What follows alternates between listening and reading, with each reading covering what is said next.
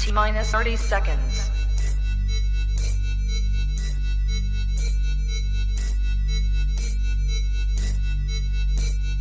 T-minus 20 seconds.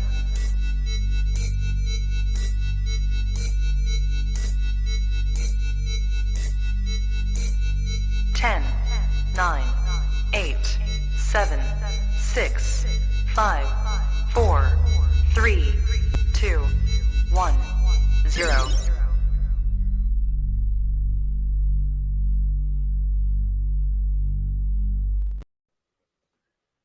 You are now tapped into the coolest reptile podcast in the world. Welcome to the Trap Talk Podcast presents New Breed on the Block series. I love this series. What is good, everybody? I'm your boy, MJ. Hope everyone had a great Trapmas. I had a great Trapmas last night. Shout out to everyone who tapped in last night. But this is your first time tapping into this amazing podcast. Please do your boy a favor. Hit that subscribe button. Hit that notification bell. That way you're on top of every single podcast I drop here on this channel. Shout out to all my subscribers out there. I'm just shy of 6,000 subscribers, man. I mean, either way, if I don't hit it or not by the end of the year, I want to say thank you so much, man. My shit's organic. Been building it slowly but surely. And it's all because you guys who are loyal to me. Just hit that subscribe button. It's free, by the way. Just so you know, if you are kind of not familiar with YouTube, it's free. It doesn't cost anything, okay?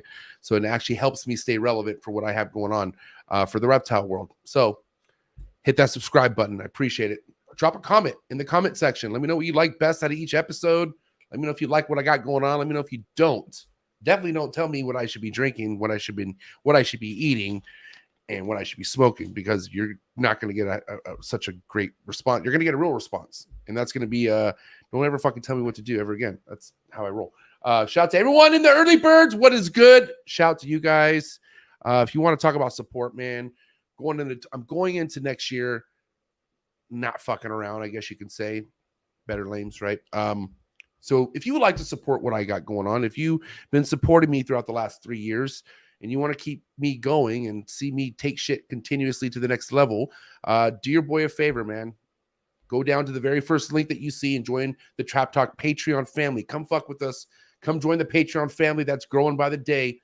As soon as you become a part of the Patreon family, you get a link to the Discord, which taps you with over 150 trappers in the building. Thank you to all my love and support from the Patreon family. Seriously, man, it's kind of awesome to have this kind of support, but it's what keeps me going. I'm not going to lie, man. This is why I stay so positive. This is why I stay stiff-arming Bob Smiths. You can't fuck with me when I have a Patreon family like this. You really can't. I'm sorry. You really can't. So come join us, especially if you're looking to get more out of the reptile game. Especially, you don't have to be alone. For sure, you don't have to be alone in this. Even if you have amazing animals, well, so do all we. So come fuck with us, man. Come share with what you have. Come be a part of the Discord. We get together Sundays for our Zoom meetings, face-to-face. We're really all personable, and we really want all of each other to win. Okay, so shout out to my Patreon members. Go into 2023, becoming a Trap Patreon family member if you're not already, and let's go. See at the top. If you want to see what I have going on with my own projects, if you really want to see what I have going on other than podcast stuff, then best thing you could do is go to my Instagram page, TrapGod619. Go see what projects I have working. Go see what I have available as far as purchases goes. Just ball pythons for sure, just to give you a heads up. But I work with some cool ball pythons at that. Maybe someday I'll have other stuff. Probably not, but at least I keep it. So yeah, Instagram, fuck with me, TrapGod619. Go follow the podcast's Instagram page as well, the Trap Talk Podcast on Instagram. And if you're on Facebook, where my like's at, give me a like on Facebook. You're on Facebook. If you hear me right now on Facebook, give me a like. Come on. Whatever. Go follow and like my Facebook page, please, the Trap Talk Podcast. And yeah, got big things popping over at Facebook at some point, especially 2023. Got big plans happening. So be ready. If you're on Facebook, if you're a Facebook heavy user, then go follow and like my Trap Talk Podcast page. And then I will say tonight's podcast is brought to you by the one and only Focus Cube Habitats. That's right. I got a lot of people always hitting me up after every show telling me, hey, man, those enclosures are sick. Well, yeah, because they're Focus Cube Habitats. That's why. Flex in Texas all day, every day. The future of enclosures is here. Focus Cube Habitats. Go to their website, focuscubehabitats.com. Go to Instagram, Focus Cube Habitats. Go give them a follow. Go get your order put in. I will say I probably put half of the order I'm going to be putting in for 2023. Probably not even way less than half. I got big things I want to be putting in with Focus Cube. It all depends on space, so I'm not going to lie, man. But I do have something already on the docket with Focus Cube's projects, and I can't wait to get them in. I'm not going to tell you what they are, but I cannot wait. Steve and Ashley, thank you for being the leaders in the industry when it comes to enclosures, for sure. Nobody's touching Focus Cube habitats. They are the best. And if it's one thing a lot of people are moving in the direction towards in the reptile game is standards, high standards. Not that PVC comes in different luxurious forms, but actually it does. Focus Cube is like the luxurious form of enclosure keeping. And if you're going to be investing in anything over than $1,000, especially chondros and all that, man, dude, come on, bro. You don't want anything unless a Focus Cube habitats, okay? They have custom shit that they do for you as well. They are the best, okay? Very busy, but they are the best. Thank you, Ashley and Steven. I appreciate you guys so much. Looking forward to repping Ashley and Steven in 2023. This is going to be our third year working together, and I really love them. Thank you for your support, Steven and Ashley. So, yeah. What is good? Oh, yeah. By the way, please, before we move forward to the early birds, I see you guys there in just a second. Do your boy a favor, okay? Please head over to my website. I did say already on Instagram earlier, I have over 40 of these shirts that need to go out. Okay, it's holidays still. Okay, there's a holiday week that we just want to get. I want to get through. Give me to the first, and I will pump out all those shirts. So if you have a shirt waiting, okay, hang tight. I promise you. So this actually is good news for anybody who hasn't gotten a shirt yet. Okay, if you're looking to cop one of these Trap Talk 2.0 t-shirts, coolest reptile podcast in the world. Okay, head over to my website right now. trappodcast.com, designed by our very own Ad Dizzle for Shizzle. Cannot wait to talk about what he has done for me so far this year, but this is one of the things. Adler helped me design this website. So head over to trappodcast.com, go to that shop tab right there, hit that shop button, and then you can go ahead and scroll down and see right there. Ooh, man, it is pretty. Coolest reptile podcast in the world, 2.0 t-shirts. Okay, so get your 2.0 t-shirts at the website. It's sure taking a long time. I guess you click on the shirt. Adler, Adler, I'm not going to lie. We're going to talk about this right now. I don't think people could I think people wouldn't realize that you need to click the shirt. So maybe we should put something that says click here. So you click that shirt and there you go. We'll talk more about it. Anyways. Also, I know I keep going. Head over to my website to stay on top of all my vlogs that I put out on my other YouTube channel. I do have another YouTube channel called The Trap Vlogs. Every week I put out an episode with either my own collection, updating people with my own projects, or I travel somewhere and I put a vlog at someone else's facility. Either way, it's something you don't want to miss. Appreciate all my subscribers. I jumped over over 1,000 subscribers within 2 months, and I'm already monetized. Thank you so much for the support. But guys, seriously, some amazing heat getting put out at the Trap Vlogs. So make sure you head over there right now on YouTube, hit that subscribe button, and be ready for Friday's vlog because it's going to be hot. It's going to be heavy. Thank you for all the love and support. Who is in the damn? Look at that. Super chats already. This is how we roll. Let's go. What the fuck? Who's in the building? Slithery Serpents. What's up, player? Thanks for tapping in. Elite Exotics. Trap Talk Patreon member all day, every day. Justin Campbell. What is up, Justin Campbell?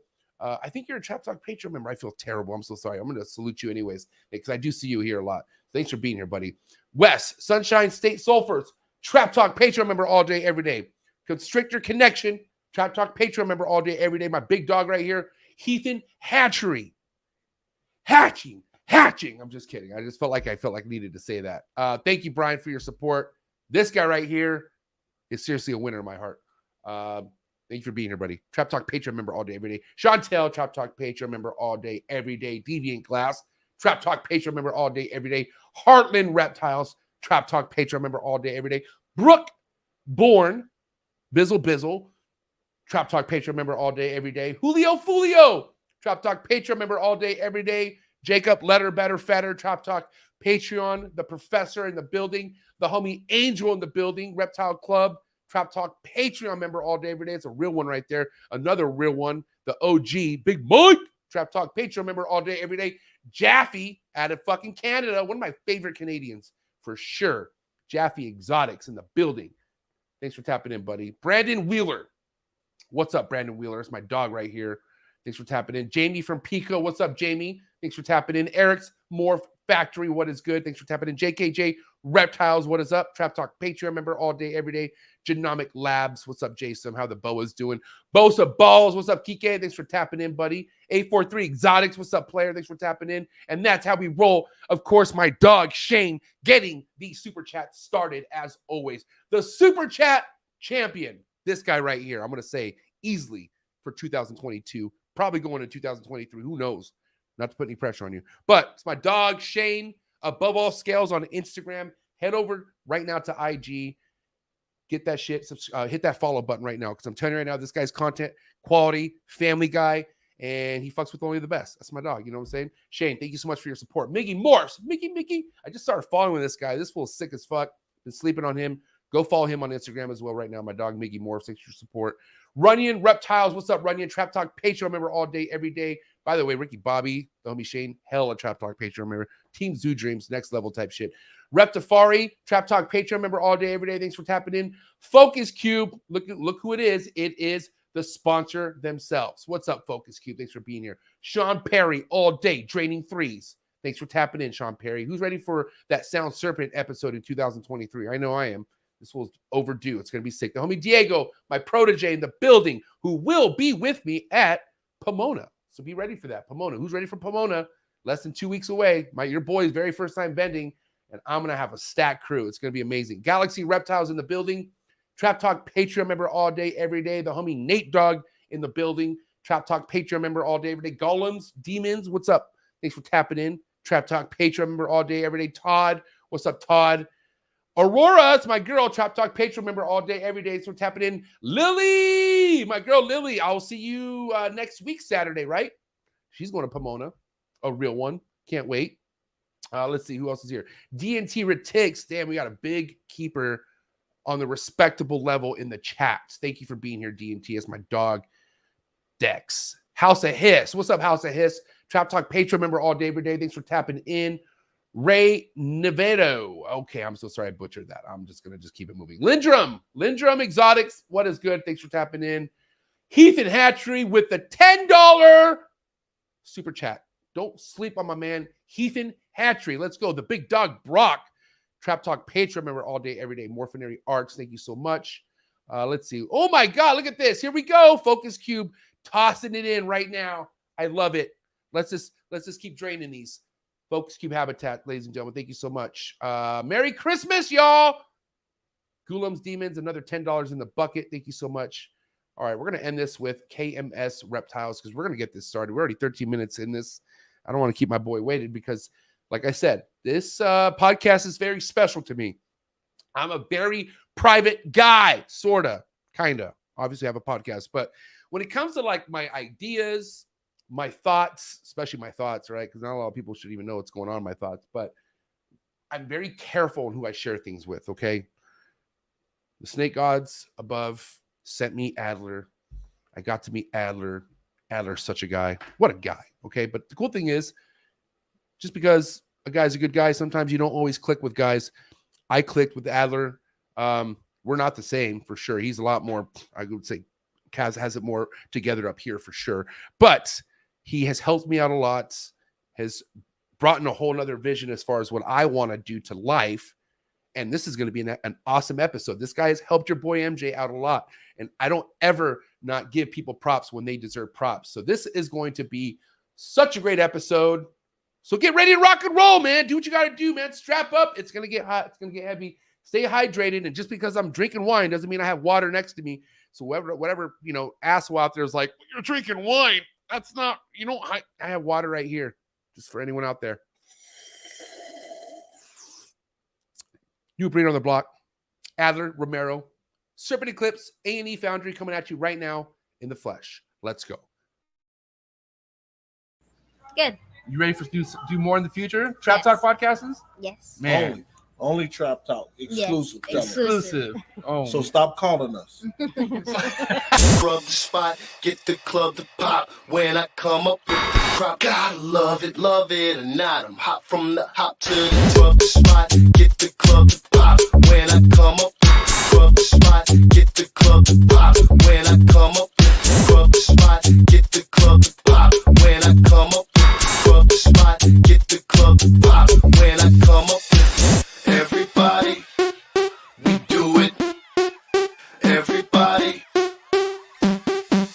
We do it.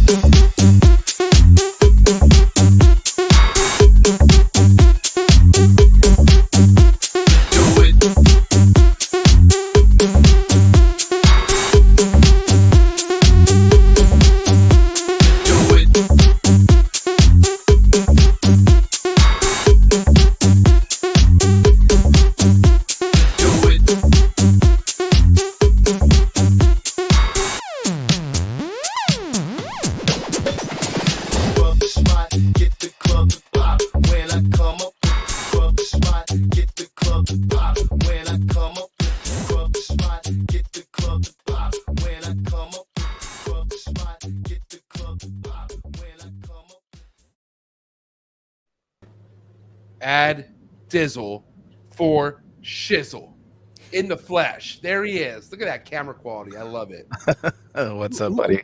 Who set you up? Who's your guy? My guy's Adler. Who's your guy? Well, it's the same guy. It's me. Oh shit! Damn. Let's be nice. What's up, buddy? Not much, man. Not much. Just took some time, enjoyed Christmas with the family. We live right next to my grandma, so I mean we're on her property, but she also owns a house 2 doors down. So we spent time in the morning, just kind of lounged around here with the kids, and then in the afternoon we had dinner and drinks with my grandma 2 houses down. So yeah. So Christmas overall was great, full of family activities and all that good stuff. Yeah, just mellow. I mean, me and my wife were not huge partiers anymore. We usually like to stay home and just spend time with our kids, spend time with our animals, just relax. That's pretty much it. Yeah. I mean, dude, I could see many reasons why you shouldn't party, right? Like kids, if you have kids, you shouldn't be a degenerate fucking, being out all night, which people do. Trust me. When I was in the party scene, I knew people with kids. I'm like, what the fuck? Where's your kid? Like, you know what I mean? And that's why I always like, man, and nothing against partiers, man. If people want to party, go ahead, man. But I always knew if I had a family or some shit, I was there just because I had no responsibilities, I guess. But once the animals came in and I even tried to do both, I realized fuck partying. Like I got to be here. Like I have, with this much, but thank God, I had something to pull me in. Thank God for the kids. Can we also say shout out to all the wives, all the reptile wives out there? Want to salute everyone out there who has a reptile wife or husband who puts up with us. Cheers. I appreciate you guys all. But Adler, how's it been so far, man? Let's kind of talk about your journey so far in the reptile industry. When did it really kind of pick up for you? I mean, from what I know, you've always been a herper. You've always had animals in your heart. But, as far as the level that they are right now with the caging and when did it get to that level? Honestly, not that long ago. It was about 1.5 years ago. I would say last July. So not this July, like July 2021 is when I really jumped in and dived in heavy. I never had the chance to have a reptile growing up. But I remember I was telling Brian Cusco this. I was like, I had to hold a berm in the 2nd grade, and that was like the wow factor. That's what kind of got me hooked in, and always had. I want a reptile. I want a snake at some point in my life. Growing up, my parents weren't big animal people, so we didn't really have many animals. I had maybe a dog here and there, and it wasn't until I met my wife, who's a huge animal person. She wasn't so heavy on the reptile side, but when we first got our first ball python, she fell in love with it. I fell in love with it, and it was mostly for the kids. But then I started diving deeper and researching more into, herp culture, the industry, what was going on, and it just sucked me in. And so now what do we have? I think over 30 reptiles now in our little studio apartment. So, yeah. I love it. It's crazy. Man, it's so different when you have somebody, especially obviously your significant other is what I'm talking about. When you have that support, I always talk about how things cannot be where they're at unless you have that kind of support, or you kind of do your thing anyways, and it's just a toxic thing going on, So like my wife, God bless my wife, even though I think with my wife, man, I give her a lot of like, okay, what about this? Like how we always talk about, like, like I always lay out like an ultimatum, which always works out in my favor. It's not ever for her, and it's very sad. But like the whole rule about snakes in the house was like, she concreted that from like the get-go. Like, okay, you're not gonna have any fucking snakes in the house. By the way, this is all in the house, okay? So this is all in the house, but she knows what it is. Okay, we're buying a new house, supposed to be closing this week. Okay, it's pretty big shit, but now I have a situation where, guess what? No snakes in the house. I have a place where I could put them all in one. That's kind of scary to think, you know what I mean? Because it's like, oh, like I love having different rooms, but you know, my wife did enough. And now I have to really respect what my wife needs, and no snakes in the house, man. So that's like, give a little back, take a little, you know, it's like, it's just, as long as you have that like back and forth of respect and, okay, do this, but you need to come through on this. I feel like that's where guys and girls need to capitalize on. Like, just follow through on your word, or always make up for it like I do. Yeah, no, I mean, Jamie, she, of course, she puts up with a lot with me, and especially to the point that where we're at now with the animals. But this is what, my third, I guess, business you would call it. That she's been my rock. Like, she was with me and she worked with me on the first two that had failed. And again, failure in business, I don't look at that as a negative, because that's an experience that you learn and grow from, and you just take those mistakes and you do better the next time. And so she's been with me from like day zero on any of my business ventures, and has put up with all of it, and is always there when times get hard, when they're amazing. And yeah, I don't know where I would be without her. She's fucking awesome. See, I mean, and I don't want to get because I don't want to get too wrapped into this. I'm just letting people know, you know, okay, if my wife would have knew, well, she wasn't my wife at the time, respectfully, she was my fiance. I mean, obviously she started as my girlfriend, but then she became my fiance pretty quick, because I knew I wanted to marry her. So I locked it in pretty quick. But dude, she never asked to look at the numbers, because, and thank God, I mean, obviously she's like, listen, here's rent, and bills are due, you need to pay your shit. That's all that really mattered. But there were times where I couldn't pay for shit. You know what I mean? I did, like, I'm just talking about like on time. Like, I was that guy definitely at that time, was like, babe, can I pay you in a week? You know, like, can you like front, you know? And shit, she's like 10 years younger than me. So she's just like, what? Like, why am I doing this? But like, low key, like, I'm just like, trust me, I swear to God. And like, it's like, I just kept putting back, like, even when I shouldn't have. And that's not something I'm saying you should do. But if my wife would have known, if my wife or my girlfriend at the time, or my fiance at that time would have known why, like, what was going on with my money, she would have shut it down for sure, bro. She would have been like, why are you, this is not responsible. And I hate to say that I kind of took advantage of my wife being able to hold it down, but I just believed in it really, really, really much. And by the way, I never like went into crazy debt with my wife. She always was there with it. You know, does that make sense? Yeah. It's just like, it's a dangerous game to play, fellas. I'm just telling you right now, like, and like I said, the way I had to make up for things was like, fuck, like tenfold. Like, I like double back. Like, she was just like, well, what is all this? And I'm like, I told you, you know what I mean? Like, so you always got to give back. That's for damn sure. Now, Adler, I want to talk about kind of your ventures in business, because, you know, listen, that's kind of why me and you met. You have capabilities of being able to rebrand somebody or help put their vision to life as far as whatever a brand goes, like how you and I collabed, right? Yeah. Without it kind of I don't have to name drop or anything like this, but, you know, I've talked to people about branding, and it was just like, you know, talking about 80, 100K packages. And it just was very kind of like scary. Like, what the fuck's that all about? You know what I mean? But, you know, elevating that brand, especially if you have something too complicated, it's very important to really look at and understand, maybe I need to become something that people will remember more of, and stop wasting my time with this fucking reptile art with all these lizards and shit. Am I right? Yeah. But like it not everyone has that eye. Not everyone has that, like, what it takes as far as seeing that. And I feel like you do. That's kind of like the niche market that you're in. Am I right? Or what would you say a lot of your good, strong suits are, other than what you've done for me? Or is it all related to the social marketing? I mean, so my okay, I'll kind of pull it back a bit. But so I went to school for game art and design. So for video games, that was what I went to school for. So I know some of that pipeline. Eventually, I moved on to visualization for architecture, so 3D modeling for like previs. So when buildings are going up, you'll see 3D mock-ups of it. And then from there, I fell into actually 3D printing, so sculpting for tabletop figures, collectible figures, and then I started teaching. So over my journey from games, I've just learned creativity across the board.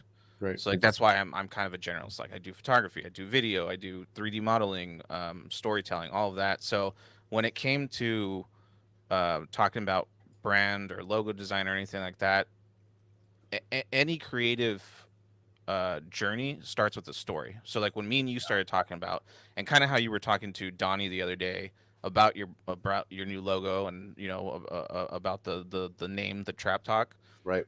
There's the whole story behind it. Right. This is your whole second chance. And when we were designing the logo, that's what I really fell into. It's like the snake represents renewal, rebirth. That's what these animals did for you.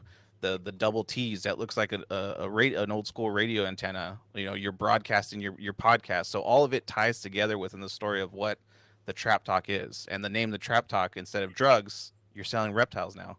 Yeah. So And this is what I love, because if anyone has anything they try to hate on this logo, they try to say I ripped off FaZe Clan. And guess what? You're exactly right. I was like, yeah, it worked. These motherfuckers think I'm FaZe Clan. But it's okay, first and foremost, it's not their logo. Because then you have fucking dickheads in the comments saying they're gonna come after you and sue you. Well, for what? They don't have a fucking goddamn snake head around there, and they don't have 2 T's. Like, there's completely different styles to this logo. You can't come after me, pal. That's all I got to say. It's like, but I love it though. That's what I wanted, Adler. Like, that's like, I wanted something that is just as noticeable as that, and it worked. Yeah, no, I couldn't agree more. I Very mean, the clear. biggest thing, honestly, there is so many people that plagiarize in the creative field that they always just rip off of each other. So it's nothing new. So if people are complaining about it, it's nothing new. I mean, like, dude, it's nothing ripped off within the hobby. I can tell you that much. Nothing. Yeah. This is not in the industry. And when people see this shit, they're gonna know what the fuck it is. Like Adler said, it's like the bat signal. You know what I mean? Like, that's basically what it's gonna be known for. I can't wait to have the whole setup, bro. Pomona is gonna be so epic. It's gonna be so epic. And again, Adler's helped me out with like my whole, my backdrop, my table covers, everything came from the help of my boy Adler. And regardless, I got to say, so much more props than anyone trying to hate on this logo. I got to tell you right now. So thank you. I'm so happy with this shit, man. My wife, I got to say, one of the people who kind of made me happy about it was when I first showed Sock at Animal Con. Remember I told you that? Yeah. And it was like the very first version you made of this. And I just went like this to him. And he was like, Trap Talk. And I was like, I'll take it. I was like, fuck it. You know what I mean? Because I love Sock, but sometimes it's like there's like, it's kind of like, I don't know, I don't want to call him like a airhead or anything. I love him to death, but sometimes it's like, dude, how do you not notice that? Like, but he caught it right away. Oh my god, that sounded bad. Sock is not Sock is gangster as fuck. I'm sorry, Sock. Anyways, yes. But going back to what I was kind of mentioning as far as you starting, obviously this is something you're strong at. You went to school for stuff like that. Your job that you just got let go of, okay, which scary stuff, obviously, right? This is where kind of that fork goes into the road for anyone doing anything in the reptile industry, because for the most part, people have a support system other than the reptile stuff. Like, for instance, you had your job, which made everything that we did easy. Like, everything we did was extra cake for you. Everything that you do is just like extra stuff because you have the job. Well, now the job's gone, right? What did that do to you guys? I mean, was it scary? Did you was there a sense of panic? I mean, a lot of people go through this year round. So I want to kind of talk about what you and Jamie's his wife, shout out to Jamie, but what did you and Jamie kind of do to kind of hold things together and whatnot? I'm curious. So, leading up to this being laid off, life's just hit us since we've had kids. So the last 6 years, it's always been a financial struggle. I've been a freelance and, like I said, entrepreneur most of my career. So I'm used to dealing with hard times. I'm used to like, oh shit, are we going to be able to pay rent today or next week, whatever. So, having the job that I had and having the stability, we had like a day freak out, just a day, because it was just back to square one where we've always been. So it was nothing new to us. But which we're going to touch on later, with where things are moving for us. And we just said, all right, fuck it. We got to do what we usually do. It's time to innovate. It's time to evolve. It's time to change. And this layoff was a blessing in disguise, because me and you talked for a while. You knew I was miserable where I was at. And I know the feeling, buddy, big time. Yeah. The thing is, I don't know the feeling with children. That's why it makes everything different. So I want to hear it from you, bro, because kids change everything. You know what I mean? And that's why is Jamie being as supportive as she is with kids, she's even more of a real one. You know what I mean? Because kids really make things panic. Like, because you have kids. Like, hello, it's about the kids. So, anyways, continue. Yeah. So I mean, and to go on that point with kids, that's what made me freak out so bad. Like, if it was just me and her, and we're like, oh, I got laid off, we would have been fine. But we're like, okay, shit, we need health insurance. How do we, like, living in California? I mean, we're living below our means. It's 30 reptiles. It's my wife, my kid, my two daughters, 3 cats, a dog, and a 30-gallon fish tank in like a 700 square foot studio apartment in Santa Monica. No farm animals. No farm animals yet. No farm animals yet. Oh my god. Because Jamie wants a farm. She actually wants to do a Scottish castle where we'll live on the little house on the side, and we'll turn this castle into our own very reptarium. I like where Jamie's head's at. That's very type player thinking right there. I love that. Because why not? Why not? Who says you can't have that? What the fuck? Exactly. Right. So and they're not expensive. See, I told you need to be in here. You just anyways, yeah, so I mean it was a freak out for a day, but honestly it's nothing new to us. We are fortunate that even though we are living in California, like I said, I'm living on property that my grandmother owns, so I get to work with her, like when I pay a certain chunk of rent and stuff. So it's not too hard right now. And plus, with where the company was at, because it was located in New York, they were mandated to give us a few months of severance. So I have a little bit of cushion. I have a little bit of time, and that's allowing us to develop what we're planning to do next for the reptile industry. Now, I mean, man, I have so many, not only memories and stories of what has inspired me to do what I do here in the reptile industry, but also people, man. Like, god damn, this love this hobby, man. Just the people, the memories, right? And they're still going. But what was it for you, Adler? What was maybe the first thing that you experienced, like yourself, where you're like, man, I want to be a part of this? Like, this is like, like for instance, me and you talked, and you were, when you had your job, you were trying to think like, I would love to be able to do this full time. Like, I just can't leave my job. And that's everyone's. Yeah. Everyone just can't leave their job, right? That's why I think that's why I think it's a blessing if you get let go of your job, because now you got nothing holding you back now, right? And it's sink or swim now, motherfucker. You really want to dip out of the corporate America life? You want to stop sucking that fucking corporate dick? I'm so sorry. Is your kids asleep? I'm so sorry. No, they're upstairs with my mom. So okay, thank God. But even then, I curse like a sailor in front of them. So, but that's nasty. I wouldn't. Here's the thing, if I ever have a daughter or something, I don't like. Oh man, that's why I told my wife when we have kids, I need this not to be a part of the house. I don't want them to hear how I talk. Like, I'm so nasty, and I'm gonna be the biggest hypocrite to my kids. Like, I'm gonna be like, I don't talk like that until they're old enough to look me up and say, oh my God, like what the. But honestly, sorry, I'm a sailor. Here's parenting for you. Honestly, so I don't know if you've seen the viral video of the kid cussing. The mom's letting the kid cuss. There's like 3 kids, and the mom goes, "Hey, okay, you can say one cuss word that you're not going to get in trouble."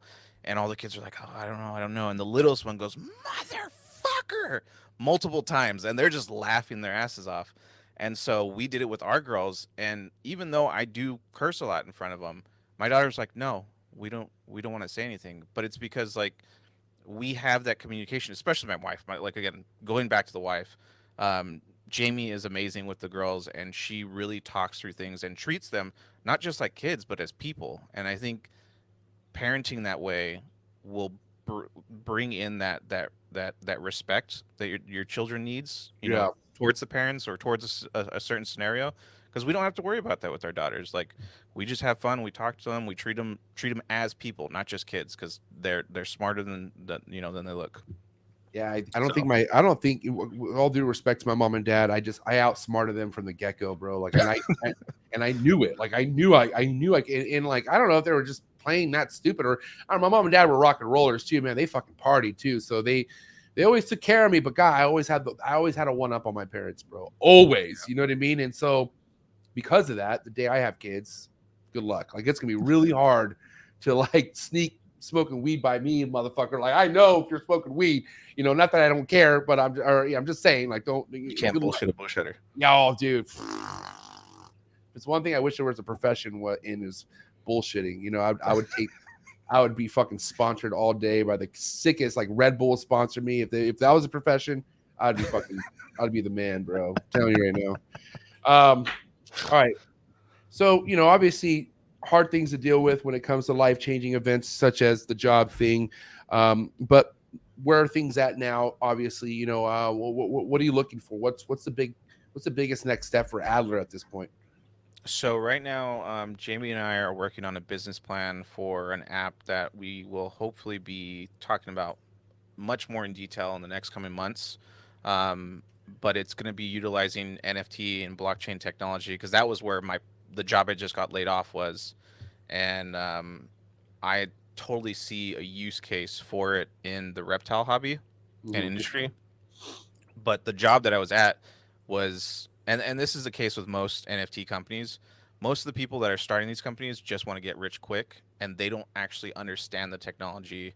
Adler, pause, because this is very next level type information. Really, should just be me and Adler talking right now. But there's no way in hell that there's 70 plus people in the building and there's only 38 likes. We are not doing this to my man Adler. Not with that kind of like to watch ratio right now. Can we please get before we tap into this fucking this type next level talk right now? Can we get the likes up for my boy Adler? I know we're only 37 minutes deep, but that ratio is like why don't you just spit on us while you're at it? Like, what's wrong with you guys? Like, get the likes up. It's Adler. Look at his glasses. He's the sweetest guy ever. He's adorable. Sorry, continue. Shit. I had to. I just that right there was hurting my soul a little bit. Not my boy Adler. I appreciate it. Yeah. So NFTs, basic breakdown. It's not the picture that you guys are buying. It's not the picture that is what makes it special. NFTs have what's called smart contracts locked into them. Okay. So it is just a way to verify ownership. So instead of a piece of paper that you sign to buy a house and that's a deed, it's a digital, secure piece of ethereal data on the blockchain. And what's beautiful about the blockchain, as long as there's one node up, it's always going to be there. So like, all of us can lose power, but as long as there's one little straggler out there, that information is going to stay public, open, whatever. It can't be changed. It can't be diminished. It's just it's unique. So blockchain can be utilized as you buying houses. It could be utilized as social security card, social security number.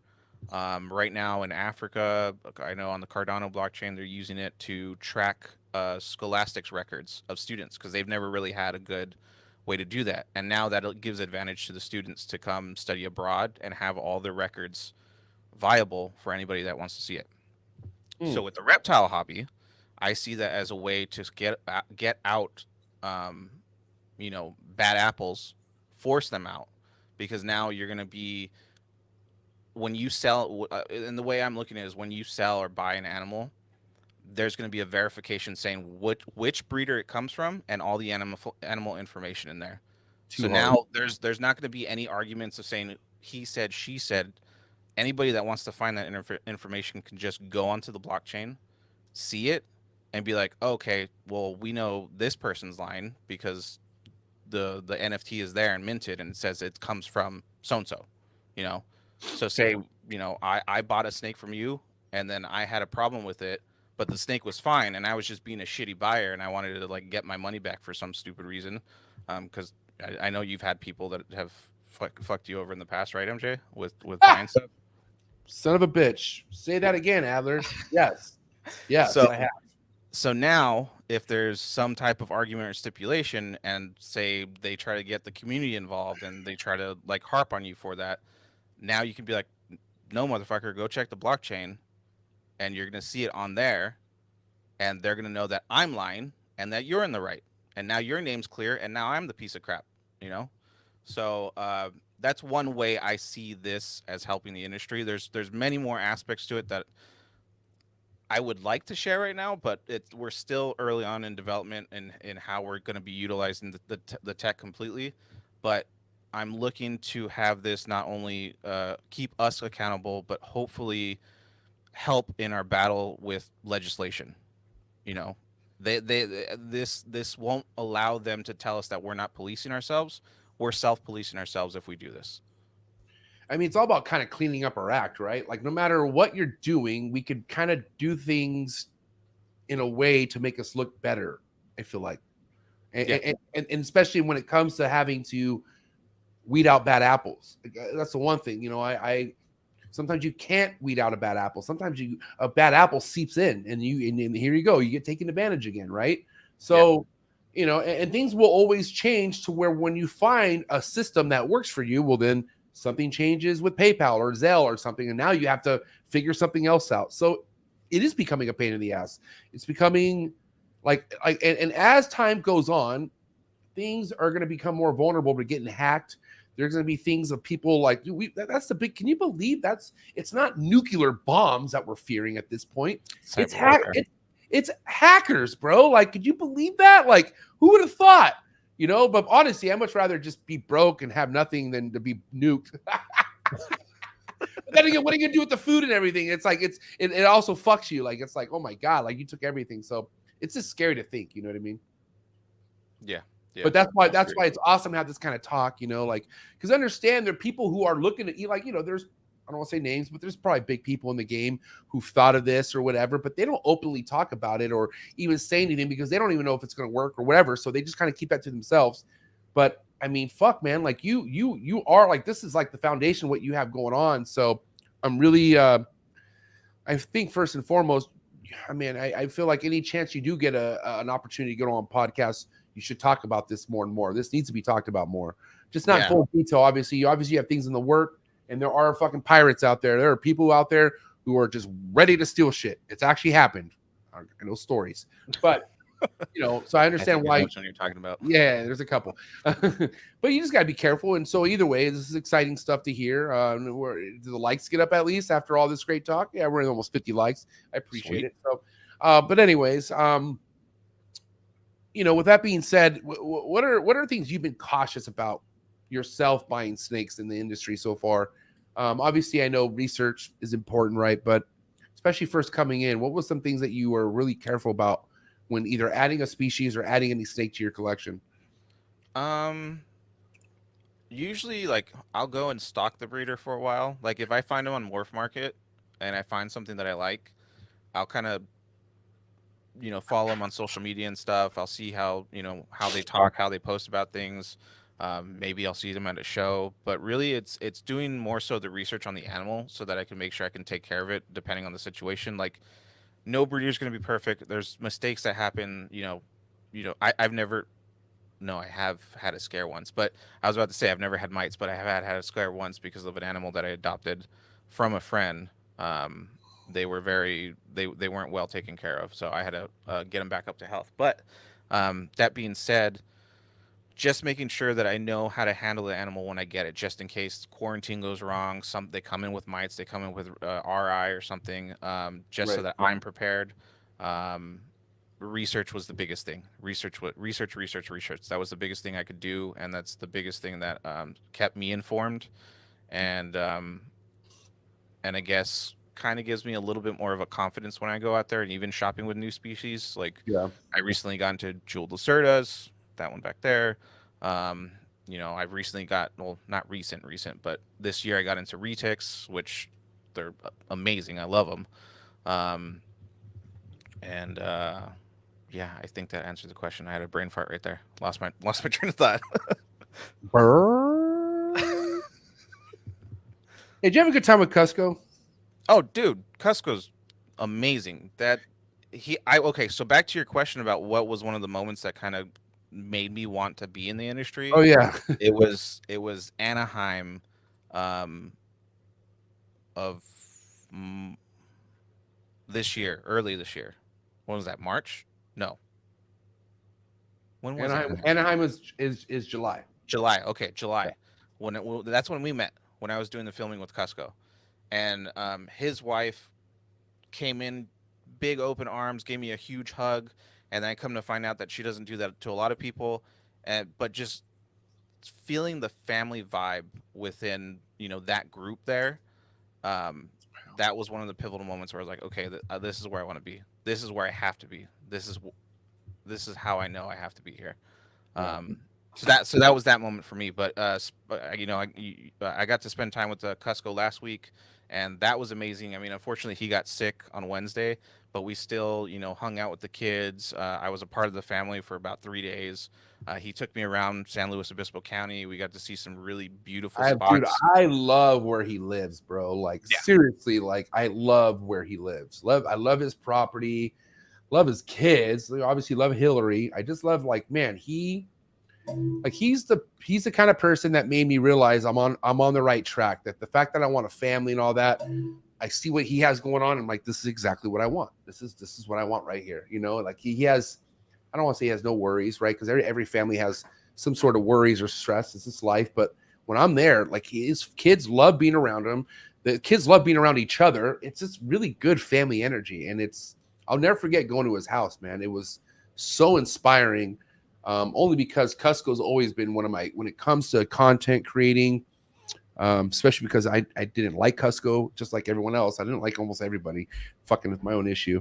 But it's just like, to be close to him like that, to go from him being somebody I looked up to on YouTube to him sleeping at his house, was just kind of like surreal to me. And then also to, just hang out with Hillary and just be a part, like basically breaking bread with the guy. You know what I mean? It's like, fuck, this is epic, and that was probably one of the most controversial but legendary podcasts I ever had, was with Cusco and Levance from Straight Fire Reptiles. That was Levance's very first podcast, bro.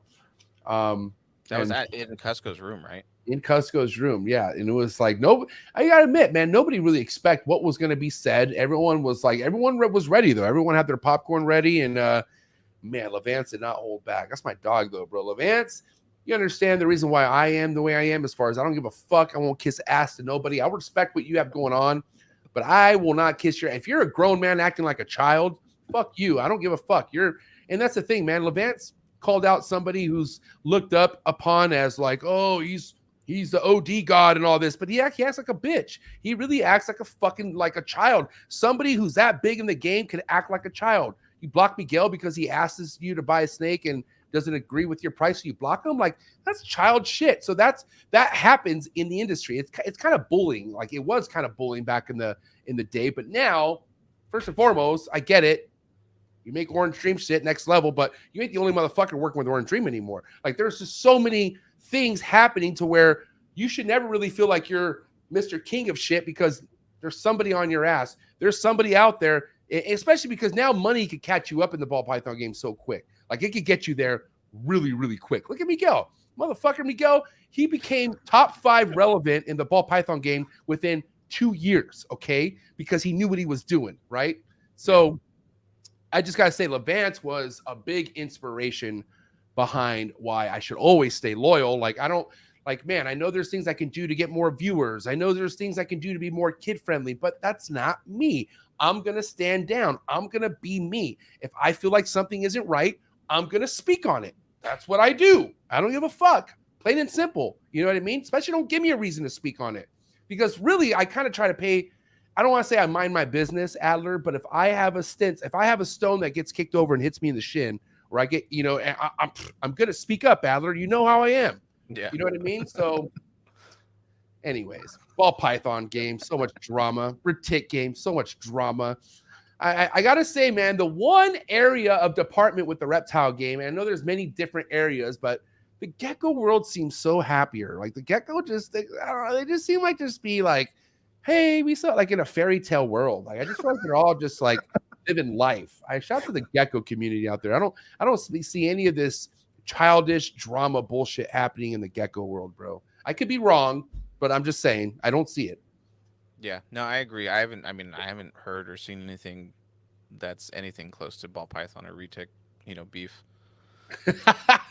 Dude, what's crazy is like the beef with the ball python beef is kind of lame just because, like, bro, it's a ball python, right? But the retic shit, you have some arguments that are kind of like, whoa, like this is kind of interesting. Like I will say it's a lot more juicier in the retic world with what's being said, what's being tossed around. And as much as people don't want to admit, some of it's kind of like scratches your head. You got to admit there are some shit, some facts being tossed in the retic world that make you scratch your head. Okay. Yeah. The thing is, I'm glad I'm not involved that much. Not that I don't care, but like I respect who I respect, man. I love Garrett Hartle. It's my dog. I love Rob. I love Andrew Acevedo. I love the homie Lucas. Shout out to Lucas. The homie JK Reptiles. The homie Jake. The homie Matt. There's just so many big people I respect, but it's just like I just know that some people care more than others. But if we're trying to label something that's supposed to be the quote unquote smallest, that's where things are going south. I feel like is the whole label of a super dwarf, right? Yeah. Because now people obviously are abusing that. It's so easy for people to get. I mean, it shouldn't be easy for people to get duped into buying a super dwarf. It's so easy to ask for documents. Like you should easily be able to say, "Show me the parents." Okay, where the parents come from. That's a reputable super dwarf breeder should have all that information ready to fucking rock and roll for you. Well, hence going back to the NFT thing, that was the one reason why I came up with the app that I'm developing. And actually, Lucas has been, one of the people that I've been, having advise me, and we've been talking through things. And because I see that, and what I'm trying to do is like, as much as the beef that I see on either ball pythons or retics or whatever, just in the industry, I want to squash that shit because at the end of the day, it's supposed to be about the animals. And everybody says it's about the animals. It's about the animals. But then you start seeing egos come left and freaking right, and then the animal gets left behind. So that's dude. I'm glad you brought that up because I can't get into detail right now, Adler. But you understand that your podcast is right before probably one of the biggest. Like I've never had so many people tell me don't have this guy on your show. I'm not fucking kidding. You're like, dude. You know what I mean? Anyone's funny trying to say people are telling him the same thing. Doubt it. I doubt that. Okay. I doubt that. Okay. I doubt that. But I'm just, at the end of the day, I have a true, like, here's the thing. My last 3 episodes on Thursday nights for this year were supposed to be amends. Like, I want to make amends. I want, like, the most people I never saw eye to eye with. Let's get somewhere. Can we get somewhere and can we get it back to the animals? That's all I wanted, right? Donnie, right? Me and Donnie, we made some great points that related to the animals. That was great.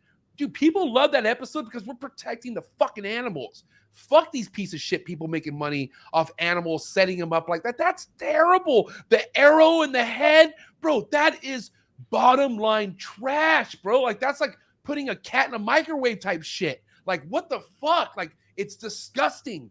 So, yeah, people, as much as anyone wants to try to hate on that, bro, I got so much great response from that just because how we said, fuck it, we need to put this shit out there because it is about the animals, Adler. We love the fucking animals. Dude, I get pumped up. I get worked up because of the animals. That's it. That's it. And sometimes I want to hit people. But I want to hit people because of the animals. But I got to tell you right now, man, this guy I'm bringing on, he has so much to say. He has, he kind of wants a red carpet treatment type deal for whatever the fuck he's done. But I have so many questions for him. I hope he's ready, and I hope he's listening to this right now. But I'm fucking ready to rock and roll. And you guys should be ready for this episode too, because, no matter what he has to say or whatever, everything I have to say relates to the animals. I don't give a fuck about your business deals or who you fucked over or who fucked over you. I want to know about the animals you keep, motherfucker. That's what I want to know. And boy, have I heard stories about the shit that he keeps and how horrendous it is. So, really, I hope he really has a good explanation about how he cares for his animals, okay? And I hope he's ready to maybe come out with a vlog and show us how he cares for your animals. Because as much as you could be a good person, as much as you could talk good and say, hey, I'm very inspirational, guys, let me see your animals. How do you take care of your shit? That's how I judge somebody, bro. Listen, I got people that like, what a dick. I don't like them, but I respect their animal care. They fucking take care of the animals. That's one thing. Hey, listen, you can hate me all you want. You can't hate on my animals. I can tell you that much. Adler, you say it right now, Adler. Adler, you've been here. Come on. No, you take care of them. No, Adler, say it for the people in the back. Say it one more time, please. MJ takes care of his animals. Thank you. They're top notch. Thank you. And there's vlogs out there on my shit. Mason Barnes, Miguel. Is there any vlogs on his place? Oh man, I can't wait. This is gonna be great. Who is it? I'm so sorry. I'm keeping you guys in the dark. We're talking about man, I don't even want to show this guy's face because this guy's face really makes me fucking angry. Like, I'm not gonna lie. Like, it's this guy right here. I want to not put it on for that long. So there you go. That's the face happening. Just be ready Thursday night. MJ's fucking ready for this shit. But listen, with all this type of energy that I have right now, Adler, I hope to God we could get something out of this interview. That's all I want, man. I hope that by the end of the fucking podcast, maybe I can't see eye to eye with the guy. Maybe we can just be like, you know what I mean? Like, let's move forward. I hope so. But the guy's a loose cannon, bro. He's a loose cannon, and I'm a loose cannon. I am a loose cannon. So the thing is, it's my show. Good luck trying to loose cannon on my show. Like, hey, Adler, tell me what your favorite memory of school was. Or what school did you go to? Like college? No, what high school did you go to? Tell me more. Tell me more. You see how you can't hear him? That is the mute button. That is called the mute button. So I got the power, motherfucker. I can't wait. This is gonna be great. I'm so sorry. I had to make that example real quick, but dude, I'm excited for that episode. So I can't wait to do it. I just want to get somewhere. I don't, because I've never really had anyone on the show who I argue with, and I know there's gonna be arguing. I understand that, but I just hope it gets somewhere. And if it doesn't, then I don't think I'll ever maybe do these mending podcasts again. Because I gotta say, the last two went great. Would you admit that Josh Jackie episode that went fucking stellar? That was great. That's my dog now. I think the last three were amazing. And honestly, like I haven't told you yet, but I'm super proud of you. And my dog. Hence the Christmas gift I got you. Like, it was a little something, but my dog, bro, the energy I'm protected because of my dog, bro. Thank you, bro. I have it right here, hanging right here above my affirmation book. Thank you. But I mean, to all your haters out there and anybody that's watching that dislikes you, like, one thing I will say is when we first started working together, I wasn't sure how it was gonna go because I knew the not rumors, but like what is MJ, right. Watching you for a while and everything, but over time, even just working with you and seeing you and how you handle things and just seeing like what you're doing with your affirmations and everything, you're working on yourself, you're trying to better yourself. And for me, any little step forward is better than nothing at all. And as long as you keep on progressing forward, that's what's most important. And so, like, when you said that you were going to do all these amend episodes, I was like, dude, fucking great on you. Like, I'm super proud that you're doing it. And that takes a lot. So. But okay, if you notice though, the last two episodes I had with the guys I wanted to make amends with, we both owned our shit. Yeah, that's the thing. I have a problem. This guy's not going to own anything, and that's fine. This is kind of, I'm gonna let him do him. I'm gonna let him show what he wants to show and what he wants to do. I'm very curious, but you guys just tune in. I really hope it's one of the biggest shows I have. And it's unfortunate because one of the other biggest shows I've ever had was that Chris Cercery guy that I had a fucking blast for his fucking him going after Texas and whatever, man. As much as that was kind of as much as that's something I never want to do again, I'm glad I did it because nobody has the fucking right to ever speak like that on somebody who's going through shit. And it's grieving. Like, how do you want to shit on somebody while they're grieving? You know what I mean? Especially over reptiles. So anyways, I mean, nobody said this job's easy. Coolest reptile podcast in the world. It ain't easy, but I ain't complaining. I'm here. I'm gonna fucking rock this shit, bro. Plain and simple. You know what I mean? But Adler, I gotta say, man, one thing I kind of latch on is your calm energy. This is like my boy Matthew Summers, just like an Adler. He's calm. You know, he's actually weird. He hates Christmas. He's more of a metalhead. He plays Metallica while he feeds his snakes on Christmas Day live, and just loves to be. I'm just kidding. I don't know about that, but Matt, I love Matthew. I love Matthew, man. MSR, he keeps me calm. You keep me calm, and I appreciate that. You know, I think people need to kind of work on their circle. You know, some people don't fuck with people who keep them calm. Some people work with people who kind of keep them riled up and fucking like angry all the time, you know? And if you're feeling that type of way all the time, look around your circle. Like, you need to find people who kind of keep you at peace. My Patreon members, maybe not Calvin, but my Patreon members keep me at peace, okay, for the most part. And you just got to fucking work on your circle, bro. Like, you really do. Why are you laughing? Calvin. I love Calvin. He's listening right now somewhere, that motherfucker. Calvin's like, okay. Another big reason why I love this industry, bro, is like Calvin. I've known Calvin since he was 17. Honestly, Calvin is the one guy where I would pay for. He's not 15 now.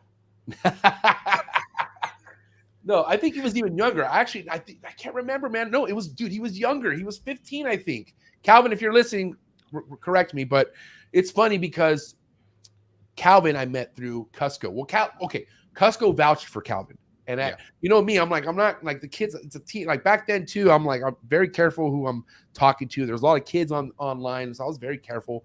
So I was like, I'm not, you know. But this guy Calvin never acted like a 15-year-old, right? He was always kind of different, you know. And I'm not saying like autistic different, even though shout out my autistic people out there. I love the autistic community. I really do. By the way, one of my best friends when I moved to Seattle was a guy named Vicar who was autistic, and I swear I'm gonna bring him on one day. But anyways, going back to what I was saying, Calvin was somebody who just was different. But the fact that he's so young and I can have a relationship with somebody that young, even though me and him go at it like brothers and I love him to death, but it's cool to have that.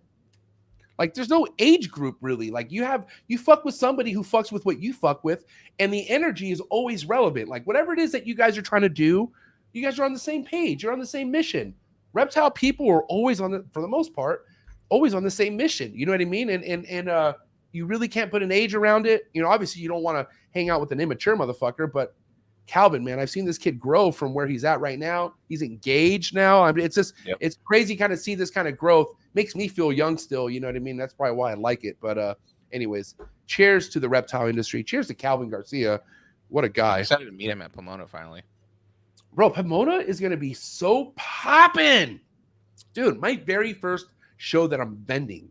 Are you going to hang out with me or what's going on? Well, yeah, I'm going to be running around. I'm also doing I get it, but I want 38 minutes with Adler at my booth. Just not sign a couple shirts and then keep it moving, bro. You know what I mean? Come on. Okay. I emailed all the Patreon members saying that you had a meet and greet. Okay. I just Bro, meet and greets are awkward as fuck. Let me just tell you that. Okay. Even though I only had one person at my meet and greet at Animal Con, it was still very awkward. And it was like, I was like, dude, you didn't have to pay $50 for this, bro. But obviously, outside, smoke a joint. Yeah, there was other people whose their lines were out through the roof. But yeah, I don't know if I had to sit down with that many like strangers. Like, I don't know. Maybe I'd be down for it. I mean, but I don't know. It'd be awkward as fuck for me. Like I got to warm up to people. I can't do that. You know, 5-minute meet and greets. Like, no, yeah, that doesn't work for me. That's why I love. Okay, the one thing I kind of panic about a booth is that's my booth. I'm there, so I'm really good at like, hey, dude, good talking to you. I got to get going. Like, I have to be here, but I'm gonna be there. So it's like, shit. How do I fucking break away from this person, especially if there's nobody at my table and I'm just like. So MJ, can you tell me your favorite color in 7th grade? When was the first time you got chickenpox? Tell me the whole life story. Or no, the worst is like, why did you unfollow me? God damn it. I don't fucking know. I mean, who are you? Like, I don't fucking. I do unfollow people. I'm not gonna lie. I'm not just. I try to stay. Right now I'm good, but there was a moment where I would follow like 900 people, and I don't want to say you shouldn't trust anybody with 3, 4, 5,000 followers, but really, is that person really even fucking looking at your stuff? Like, look how many people you follow. Like when I had 900 people that I followed, my head was going crazy. Like my feed was all this sort of shit. Like I didn't have what I wanted to have. It was crazy. So maybe, I don't know. I just, it's like kind of being that person where like, oh, everyone likes me, but that's not real life. Not everyone should like you. Like, I mean, Adler, I love you to death. Okay. But there's like somebody out there who has a problem with you. And it's like, I don't know why they have a problem with you, but that's kind of how life should be. Like you should be okay with not everyone liking you, right? Yeah, no, I mean, I've learned that a long time ago. It's wasted energy. It's wasted energy. Yeah, and it's better to see it than to not like. That's why, like, I'm cool. Like, all these people want to, act the way they want to act in comments. I love seeing it just so I know. Okay, that's what energy they're on, but they're never on that energy in person, man. It's always shaking hands and kissing babies when MJ's in town or whenever MJ's at a show, and I'm cool with that. That's fine. I think people go, I always say this to Adler. I think people go through so much.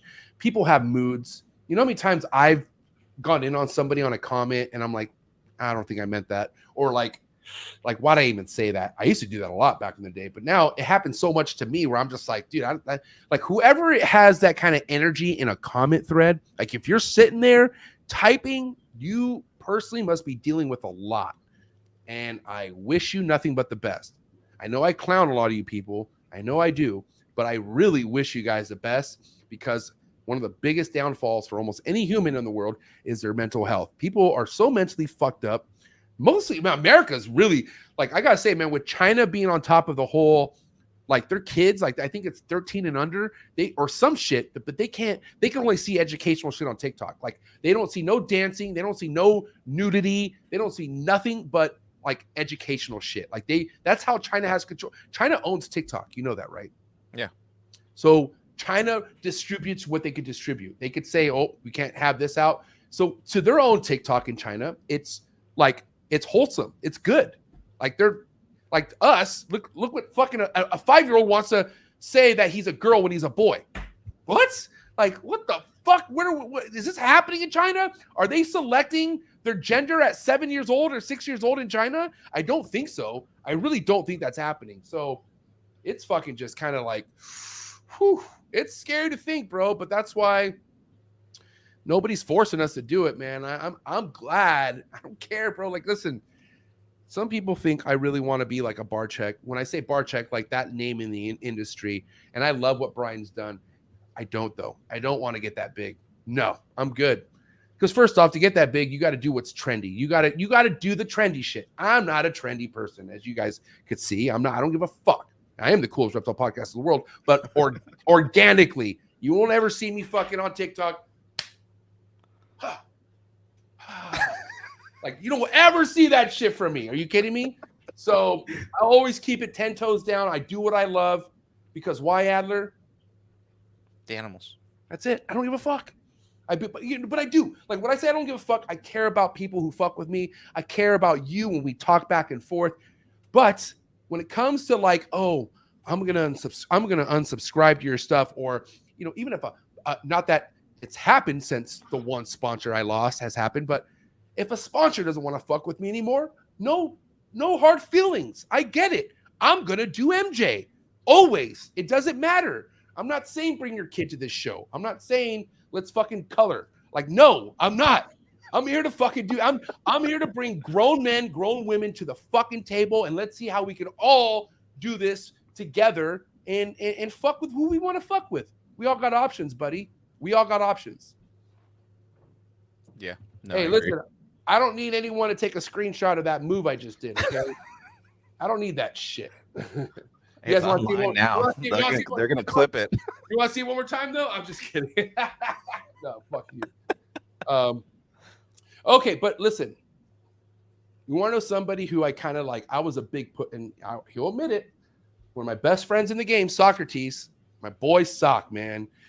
The guy had so much reserve, even though he like inspired me so much and really put me on success as far as affirmations and just kind of, talking things into existence, manifesting and shit like that. Like the guy was very reserved when I first met him, very shy. Okay. But when you met him in person, he was like alive, but he's very camera shy. So his daughter, the exact opposite. Shout out to Snake Master Exotics, over 100K right now. And she started her Instagram this year, by the way. Okay. But his daughter, Snake Master Exotics, not shy, very like she was born to be a star. This girl, she just has that energy, that sparkle, everything you see in a kid, she has. Okay. So I told him, like, okay, bro, why don't start an account for her? Do like at least push it for her, and sure enough, bro, that shit fucking took off. But also he became more comfortable and now he's doing big things. Shit, he's over 40, almost at 50,000 followers on Instagram. But he sticks to the algorithm, man. He does what he needs to do. And that, like me, I'm MJ. So I'll pick the music I want. I'll pick the snake I want. I don't care, but he pays attention to what blows up. With you right now, how important is that going to be? Like, I know you have stuff, segments coming out of your Instagram right now, but are you looking at algorithms? Are you purposely seeing how you could maybe possibly take the following you have now to the next level, like Sock has with his daughter and whatnot? I'm curious. I mean, we do have plans to start doing stuff with our daughters more and getting them involved and kind of setting that up. But I don't think it's a key focus for us. Like I said, coming into the hobby and understanding what's there in the industry, there's plenty of holes that need to be solved. There's plenty of problems that can be solved. And I think that's one thing in the industry is like a lot of people, and I'm not saying this to badmouth anybody, but I see a lot of people copy trends. And so it's like, it's hard to push yourself unique. Like I'll see the same, pastel, something, whatever, ball python multiple times through Instagram from multiple people. Whoa. That's Justin's fault. That is, Justin started a pastel day. Can you believe the power of Canova? He started a pastel day, and that shit, bro, I wanted to message Justin, if you fucking put one more pastel in your story right now, like, I thought this was a day. It's the third day. It's still going. I'm confused. Like, I get it, because we were seeing some pretty good pastels, but now we're like, okay, now you're showing like shitty pastels. Like, come on, can we calm down, please, guys? It's like saying classics are hot. Go classic. And you're putting, even though shout out to Momi Aaron, classics are hot. But I'm saying, like, okay, guys, relax. I mean, can we please? Hey, whatever Justin says, go, man. Justin says jump, motherfuckers say how high. Not everybody. I mean, Levancing saying that shit. But I'm just saying, like, motherfuckers are just so quick just to copy the trend, bro. But I mean, sometimes you have to. Let's be honest. Like, trends are something you should maybe be sought after, but don't duplicate the trend. Like kind of, develop the trend on top of the trend. I feel like, you know what I mean? Yeah. That's why we came up with Reptile Wives. Like we saw, everybody goes through what we're putting out content wise. Yeah. And so it's a unique spin on it. And like you said, the Trap Talk, that's MJ. That's synonymous with you. Like you and the Trap Talk, you're one. So it's you're not pastel day or whatever. Like it's your unique voice. And so I feel like I get the whole algorithm thing. I don't want to chase it because that's not, I don't want to be YouTube or Instagram famous. It'll be nice to have a decent following because, it's making sure people you're getting sales from that when you're breeding animals. But at the end of the day, like, I'm not looking to have 1,000 animal collection. I'm not looking to have anything like that. I'm looking to have a small high-end collection and have them produce some money, but I'm also looking at my creative skills as a separate form of income in the industry, people who need help with their logos, people who need help with branding, and then of course the app that we're working on. So I'm looking at this from a three-step approach on how we want to be successful in the industry. I've been so happy that you're not Mr. I have 1,000 clients, right? I think 2023 you're gonna blow up, buddy. I really do. I do, but I'm glad I got a taste of what Adler has to bring to the table. Like I said, this guy elevated everything that I had envisioned for over 2 years. It was just kind of hard to put together when you don't have that other half. And not to mention, like I said, the first person I ever talked to about elevating the logo was telling me about 80 to 100K packages. Like, what the fuck? Like, no, I can't afford that. And that's the realization of things. And so, I don't know, man. No, I don't. I just got to say, don't be sleeping on my man Adler, especially right now. What you actually have the time to take inquiries. Am I correct? Or yeah. Right now, the time's open. So if you guys need help, I have a couple of things that I'm finishing up. But come the new year, my schedule should be wide open. Shout out to the homie Heartland Reptiles Trap Talk Jordan. page member, but this guy Jordan is a big fan of Adler as well. Not a bigger fan than I am. Relax. No, but really, this guy was really excited to have you on the show tonight. If I'm not mistaken, you had something to do with his logo. Am I right? Yeah, he needed some help touching up his the gold foil on there, so I helped him get a file out that now he can use for any of his merchandise, any of his branding, and just kind of finalize that last touch for him. So branding, okay. What are some of the biggest mistakes anyone makes, regardless how serious they want to take it? Like, what are some of the biggest mistakes people make when it comes to branding themselves? And while you're saying this, I got to take a break, but I can hear you, so go ahead and talk. Yeah, no worries. Biggest mistakes, I would say overthinking it is one. Simpler is always better. Find the core value of what you have as not only as a breeder or a business, but as a person. For me, I don't really look at brand as just this corporate entity.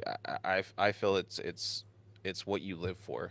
And like I said, with designing MJ's new rebranding, I really wanted to understand who MJ was and what it represented for him. And so again, he asked me, he was like, "Hey, do you think we should change the name from Trap Talk?" And I told him no. I said that if anything, you're turning that positive or that negative past into a positive, because you're going from drugs to now selling reptiles. And so for me, I think the biggest thing is what behind the brand, the story of the brand, the person, the family. Like for us, for our brand, it's Serpent Eclipse Reptiles. We started this for our daughters, and our daughters, their middle name is the sun and the moon. And what do you get when you cross the sun and the moon? You get an eclipse. And so we're wrapping everything that we love right into our logo, into our name, and it's a family business. So story is the biggest thing I would say is the takeaway. Is always think about your story, but don't overcomplicate it either. Also, too, like whatever your logo is, you should look at it and get excited. Like, I feel like it should be like, fuck yeah. Like, that's like for instance, I didn't want to let go of the whole trap thing because that reminds me where I started. That's like, that will always be the story, especially because, one thing Donnie said that he recommended, he's like, bro, how does anyone put the trap to animals? Like, it's kind of hard to like connect, but I'm almost okay with that. I rather have the inner people know who the fuck I am. I rather be more known on a larger scale within the hobby than outside the hobby. And will that be a downfall to this podcast someday? I don't know, but I like where things are at, bro. The beauty of the reptile industry, right? Because it is about the animals, but then you go into, like you were saying, the name, the story, and all that stuff behind it. We have that freedom to do it. We're not some corporate entity that has to worry about all these like, oh, what does this look like, or how are they viewing us? How does this make sense for our brand? We kind of get to have fun as an industry with what we want to name ourselves or how we want to be addressed by. I mean, what do you think about how important your name is? I mean, obviously in anything, but in the reptile industry, like you have some people who don't really care about putting shit on their name and they just keep going. And that's unfortunate because there have been people to do shitty things and still be in the hobby. And it's like, how the fuck are you still in the hobby after you did shit like that? Like, but people are like, that's what's crazy, right? But for you personally, like how important is the name that you stand on? Like, and what I mean by that, do you ever want to produce and sell animals, Adler? Yeah, that's the goal. And how important is it behind what you sell to somebody? Like, I mean, like to that point, like, I mean, I don't know, man. Like, what are your standards you feel like will be like when you get to that point when it comes to selling animals? like in the process of selling it, like or how what I'm you're looking at. selling, like what you're selling, like the quality of it, like, you know, like, I mean, I like, for instance, if you have something that maybe isn't eating too well, will you sell it? No, hell Right. no. Yeah. Right. So I mean, we want to make sure that everything is at, you know, the peak level that it could be, and like, you know, for my retics, for example, my first two that I got was from Andrew, and the female that I got wasn't the original female that I was going to get, and Andrew was kind enough to the female that I originally was going to get. He's like, he's all, they're ready to ship out. It was about a week out before he was going to ship them.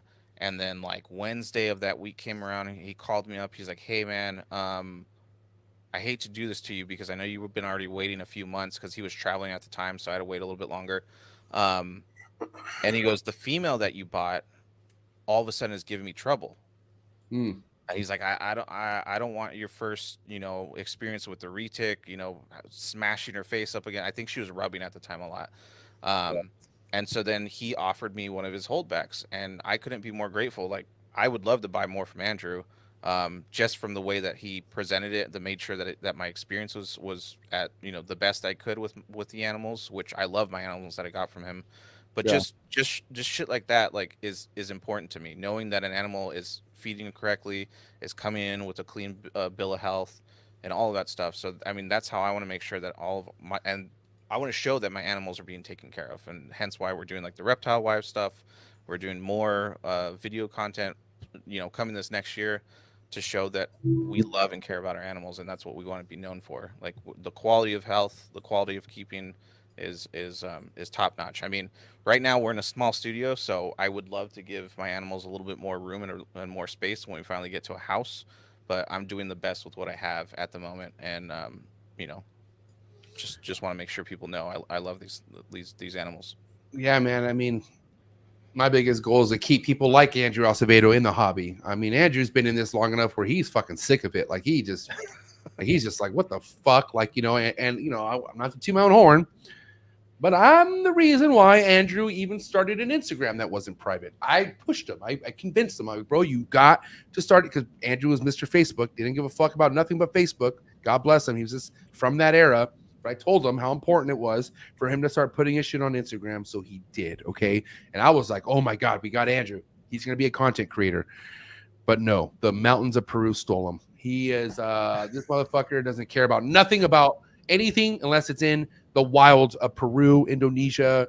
You know, and I don't blame him, man, because like I said, you know, for someone who's been keeping animals as long as he has, and, you know, Andrew is probably one of the first people to talk to me about like how bad humans have fucked up this animal world. Like, the humans are, we're the biggest fucking people to blame on why US ARC is even US ARC and all this other shit, right? So he's always kind of been tapped out on where things are at, and I'm very brand new. Like, I'm like Andrew when he was 17, I guess you could say, you know, like, or even younger than that, you know, and so my energy's high. He's a little worn out, but you know, people like Andrew kind of need to see the light still. Like, this hobby isn't done. This hobby isn't going to go down the shitter. There are too many people who give a fuck. There are too many ballers in this goddamn industry who give a fuck. So that shit ain't just going to happen. But, you know, my biggest inspiration are people like Andrew. Like Andrew, hands down, my best friend, one of my best friends, but also somebody who I could easily have a 3-hour conversation with on the phone. And the guy is just, to this day, we've been friends for going on 6 years. And this motherfucker still wows me with the shit that he has in his head. You know what I mean? He's just tapped into a different world right now. Like, and you know, I all I could do is respect shit like that. But like, I don't blame you. Like, having Andrew Acevedo fucking shit in your projects, very vital, especially if you really want to have quote unquote real super dwarf line shit. I'm sorry, man. If you don't have Acevedo shit or Eric Lee shit, you're sleeping. You ain't got the real deal shit. That's nothing against anyone else. Those are my two favorite super dwarf breeders in the game. Number one, though, in my heart, Andrew Acevedo all day, man. That's my dog. That's a goal, is a 6 codon male from Eric Lee. Eric Lee is so player. You know, and I got to say, man, as much as I just love where I'm at in the hobby, Eric Lee's like my neighbor. He's 20 minutes away. Like, I could literally kick it. I could go paddle boarding with Eric Lee anytime I want. And Eric Lee is like, here's the thing. You talk to a big new ball python guy, they're not gonna know who the fuck Eric Lee is, but that's your fault. Like, you talk to somebody in the retic game, oh, they know Eric Lee like a motherfucker. And so to be close to somebody who's one of the biggest in their world, you can't be. Come on, man. Like it's a win-win. You know what I mean? Yeah, I got to see his collection when I went to go help Kenzie move. Actually, me and Eric were both helping her move, and we were up until like 4 a.m. That night. But no, his collection is amazing, and dude is so welcoming and down to earth, and I can't wait to see his garage when it's all done. What has been, I mean, I think kind of faith brought us together, Adler. And like I said, you made it good with me, so you're good forever, bro. We're straight. I mean, yeah, we'll probably argue still at some point. But you're my boy, dog. You know what I mean? But I don't want to say you forced anything on me. I didn't force anything on you. We just kind of met the way we met. Okay? Yeah. And that goes with Cusco. You met some really awesome people so far in this industry. What's your advice for anyone out there who's having a problem connecting with people, or maybe just not happy with the people they're connecting? Like some tips or anything out there that you feel like is helpful for anyone trying to connect more, like the way you've connected throughout this year? Because I feel like you made a lot of moves this year, bro. I really do. Yeah. Well, one, show up. Like, I know 80% is just showing up, motherfuckers. Seriously, show up.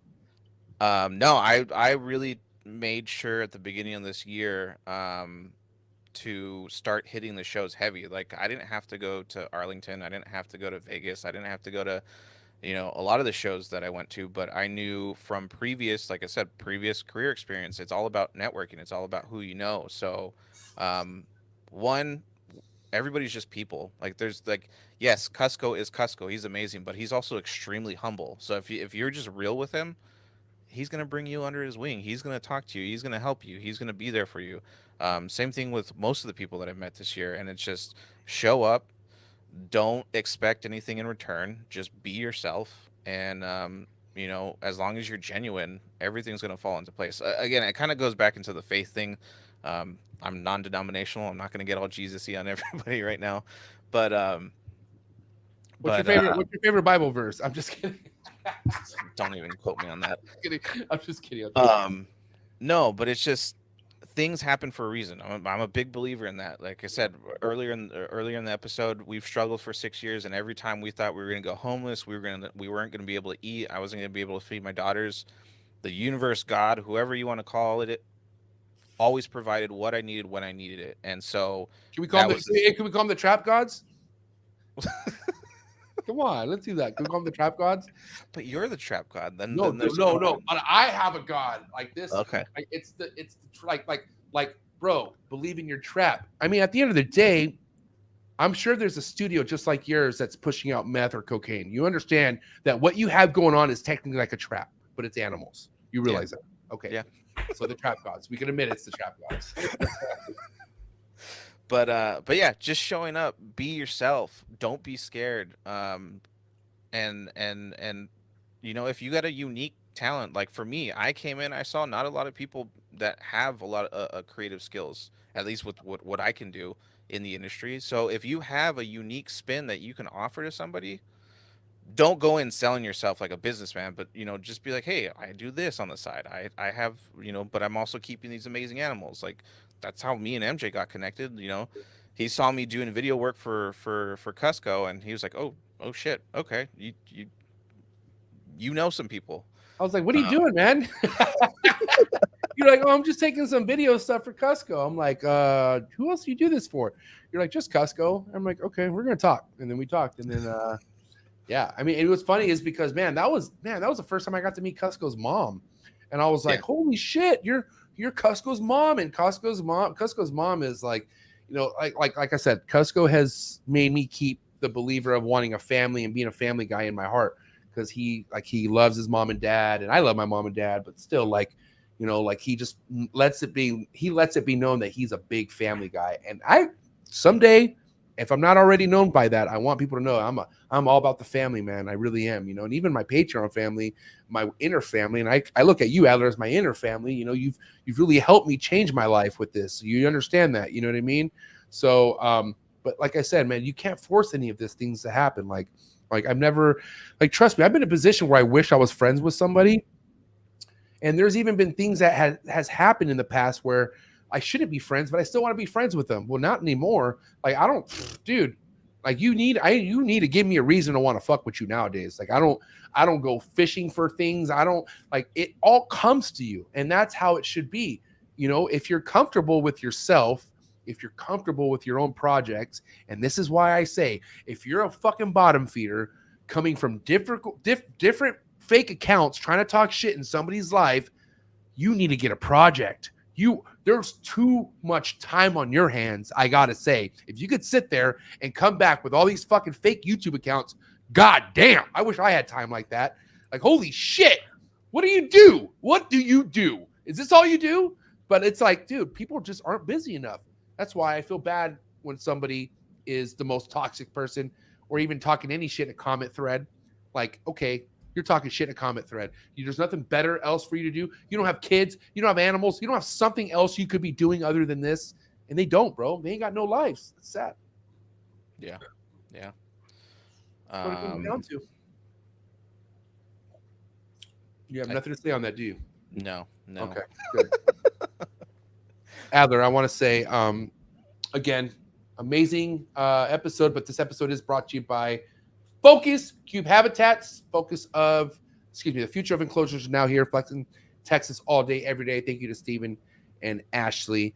Ball python game, man. What do you think of the ball python game? You dabble a little bit in the ball python game, am I right? Yeah. So we have 12 ball pythons right now. And so our focus, we're going to focus hard on Axanthic and Ghost. So we're focusing on the True Ghost project, and that's where I just want to stay right now. I mean, I'm going to add more stuff eventually, but I want to slow grow this. I want to do this correct. I want to get my lickings in and take my time on it. Like I said, I'm not in a rush. I rather make sure all my animals are healthy, and go from there. Because I mean, again, my main concern right now is what the app that we're working on, Right? and that will hopefully allow me to. The animals be the animals. They will bring in some income, but they're not what I'm going to be relying on. You know, so I can enjoy it and take my time with it. What do you think of the hype behind the ball pythons? And what I mean by that, like when you have somebody selling, or when you have somebody saying, "Oh, it's a 50K ball python or 20K," and all these numbers are being tossed out. Did that ever excite you about the ball python game, or not really? I'm just curious. You could be 100% honest right now. Like seeing the money that's in it. Yeah. It did, and that's why, you know, I just when I saw the money and I researched on how to get there, like unless you have fucking $100,000 to throw down, like you're not going to be getting there anytime soon. For me, I didn't have a lot of money to put in, so I've focusing on my projects, and I know it's going to take a while. It's going to take me, you know, at least 5 years to get to where I want to be with the ball pythons, and the money might not be there at that time with the projects that I'm in. So, you know, I'm not leaving it to the snake gods to bless me. I'm just gonna take my time and see what happens. It's the trap gods, Adler. The trap gods. The trap gods. Hey, but for real, I was talking about a different pantheon. Okay. I don't think I do this enough, and I try not to because I feel like it's annoying, but I don't care. Guys, tap in. I have some amazing visual hypo shit that's going to be available, especially at fucking Pomona. So, yeah, hit your boy up for some hypo shit. I hatch a lot of girls. So I got them visual hypo females too. GHI Mojave hypos, GHI Mojave hypo pastels. I got a lot of that shit. Please hit me up. High quality. Ask Julio Fulio. Ask anybody who has any of my hypo shit. They will tell you my hypo shit next level. So hit me up. GHI stuff's gorgeous. GHI hypo shit next level. Ask Adler. Thank you so much. But yeah, hit me up if you guys want anything, and I'm letting things go for cheap. But back to what we were saying, I don't know, like money's not a really bad thing to influence you, but it's the whole like, when do I get money mentality is when it's a problem. Like, you know, if it happens, it happens. You know what I mean? Yeah. You should really just be more concentrated on just making with what you want to make, because when people panic, I feel like, Adler, is when they're following a project they don't want to follow, and then they finally have that project fulfill itself, and then they can't sell the animals, and now they're just depressed. Yeah. Well, okay. I know you're probably gonna bite my head off for saying this, but I'm not that into clown. That's okay. I'm not mad at you at all. Bro, no, bro, that's a preference. That's okay. Not everyone is into clown. It's just helps. Like clown is something where if you're in the game that you kind of need to be in. This is like the rat race. If you're in the rat race, you are kind of against yourself by not having clown, but it's also not the end of the world. Like I can't even tell you how much shit Will Morrows. You know Will Morrows from Canada? Homie RCR. So he has some clown shit, but he showed me so much stuff that was just DG puzzle and just double recessives that were just like, wow, that is clean as fuck. So yeah, bro, if you don't like clown, you don't like clown. It's all good. That's what's awesome about the ball python game. You don't need to follow everybody. You don't need to follow, you know, but you gotta stay down. You gotta stay loyal. You gotta literally stay down on your projects. Yeah, no, 100%. So with everything being said and done, if everything were to work out Adler's way within the next 5 years, what would be happening then? Like, what would be best case scenario for Adler in 5 years? In 5 years, 5 years, we would have a facility that's basically, I mean, it's not going to be a huge facility, but it's going to be a facility that we get to have the animals that we want, more species than I have now, because there's a lot of species that I want to fuck with just because I want to understand them. Like my thing about this is I want to make it enjoyable, but I want to make sure that everything is kept, you know, top notch. You know, we're a heavy hitting name in the industry, and not just for our animals, but what we're doing, how we're influencing it, because we want to make it better. We want to make, again, I'm not somebody who wants to start problems. I'm somebody who wants to solve problems. Amen, brother. And I'll start him though. Just kidding. No, I'm not. But yeah, we'll have a house, and again, I don't know where 5 years is going to take me. I mean, like I said, Jamie wants the castle in Scotland, so we might be in Scotland in 5 years. But right now, we just need to take a step at a time. We need to get a small house for us first. Wait. I thought she wanted a Scotland style house. She actually wants to move to Scotland. Yeah, their national animal is a unicorn. My daughters are obsessed.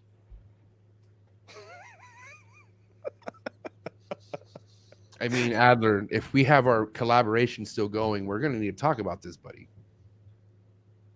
Just saying. Scotland, I'm sure long distance phone calls are going to get expensive. Can we think about this, please? I'll have a villa for you and Lily to come stay in.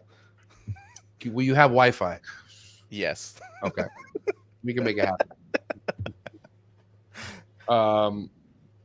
I mean, if we could kind of revert back to the retic world here, okay? Yeah. You're a very... Show your tattoo, please. Just show it. Just show your tattoo. I got to admit, guys, when I first was very keen on bringing Adler on to my team, I saw his Reach Out Reptiles tattoo, and I was kind of concerned. I'm not going to lie. I was like, what the fuck, bro? Like, you're one of those people who got that tatted on you. And God bless you. Listen, it's more of a code of life. I get that, okay? But for you to kind of be influenced that way, right? And what I mean by that is, dude, Retic Fest, shout out to Garrett, but Retic Fest, from what I heard, was an awesome time. A lot of people were very happy with what they experienced at Retic Fest. I'm jealous I wasn't there, but shout out to Retic Fest. You're going this year, right? I'm going to be going this year for sure, yeah. Okay, cool. I'll be at Retic Fest this year for sure. But like, how do you deal with something like this? And this is just an example, right? You feel the way you feel about Garrett Hartle, okay? You just got his logo tatted on him. But then me, I'm your boy MJ, right? Like, we're friends too, right? But then I'm like, bro, fuck Garrett Hartle. Like, look at this, bro. Like, he's lying to people, all this stuff, right? So when you have two people you like, and then you're kind of being pulled, what does Adler do in that situation? What does Adler do in that position? What should anyone almost do in that position, you feel like?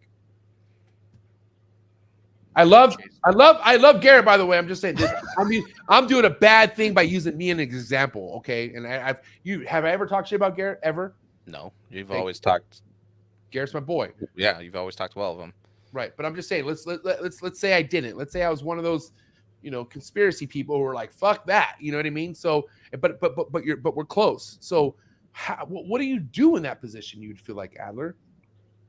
try to stay away from the drama. Like it's none of my business. Like I mean, if you guys, if there's a situation where you guys are beefing, Let it be. let it be. I Yeah. mean, because why? Again, it goes back to unless he's out there like literally trying to get you in jail for some reason, like doing some nasty shit, or vice versa. I'm not going to say anything because at the end of the day, it's between you guys. In that scenario, I love you both. But do you have any Garrett Hartle stuff? Not yet. Not So yet. let's say you did. Like let's say and Garrett, mind you, is very respected when it comes to having documentation. Like he has hashtags for all his animals. It's easy to fucking kind of find out where this animal came from with Garrett, right? So let's say all those animals behind you were Garrett's animals. Let's say you invested heavy into Garrett, but then there's all this shit about him lying to you or all this shit about it not being what it is. Would that make you be concerned? Or would you just say, I trust Garrett, I'm holding it down, I don't care what that person has to say, and leave it at that? Are you saying that's a way of just leaving it alone and just or would you do something as far as wanting to research into it? So in that scenario, it wouldn't happen because I would do all the research beforehand of buying the animals. Right. But if that was a scenario that happened, I probably would have to check, said person and be like, dude, is this legit? And but at the end of the day, I've already bought the animal. So even if it's not, I love the animal. And again, is it the most I can do is make people aware of it, maybe not go ballistic online like some people would do. But then just at that point, never do business with that person again. I'm very quiet. Like I used to be very angry in my 20s and my teens. And like, I mean, I was doing MMA and boxing just to like let that be my vent for my aggression. But as I got older, I'm like, why waste the energy? Like in that scenario, I'd be like, I have beautiful animals that I love and care for. I'm just gonna keep them, but I'm never gonna do business with this person again. And if somebody asks me, hey, what do you think about buying from this person? Then I'll let them know. But I'm not going to go out there, to the nines and being like, oh, never buy from so-and-so because they're, this and this and this and that. I feel all the arguing and bickering and fucking. And it does nothing. It does nothing. It does nothing. Because it makes us look like it makes us as an industry look like idiots. Especially the one trying to cause the argument. Like, let's say, like I'm making this example of me being the one telling you, don't go to Garrett, don't do this, right? That, what I'm telling you, if you still want to go to Garrett, you're going to go to fucking Garrett. It doesn't matter what the fuck I tell you. People will make their decisions they want to make in life. You can't force nobody to do what the fuck they want to do, especially a grown-ass man or woman. You ain't going to fucking tell them what to do. You know what I mean? So let people do their fucking thing, man. If they want to vote with their dollar, then let them vote. Because as my dad used to say, and trust me, he only used to say this because I used to get in trouble in school so much. But, dude, anything dirty comes out of the wash eventually, bro. Like whatever dirt that you're doing and that shit stains, it comes out of the wash. Like you will see it. Okay. Karma's a bitch. Karma. God damn it. I don't want to be that guy to get karma tatted on me, but I feel like I should because I believe in it that much, man. That's just as bad as a Reach Out Reptiles tattoo. So don't. Yes, I won't do it. Yeah, you're right. And here's the thing about Garrett. Here's the thing. Okay, listen, I don't mean to cut you off, but dude, when I saw these tattoos happening, I was like, I cannot wait to talk to Garrett about this in person. So I'm not going to call him. I can't wait to ask him in person. Like, what the fuck what were you like? First and foremost, where'd you get your tattoo? And he's like, are you kidding me? I didn't get that tattooed on me. And I was like, wow. So you had over 70 strangers get this shit tatted on them, and you're sitting there with your arms crossed, like, wow. 12 people got it. Oh, really? I thought there were 70. My bad. Yeah, no, there's over 200 people, but there was only room for 12. But like I said, for me, it was a representation of me getting to meet everybody. Like that day was the day that I was like, I was already on like 48 hours of no sleep. I was partying it up with everybody. I was like, you know what? Fuck it.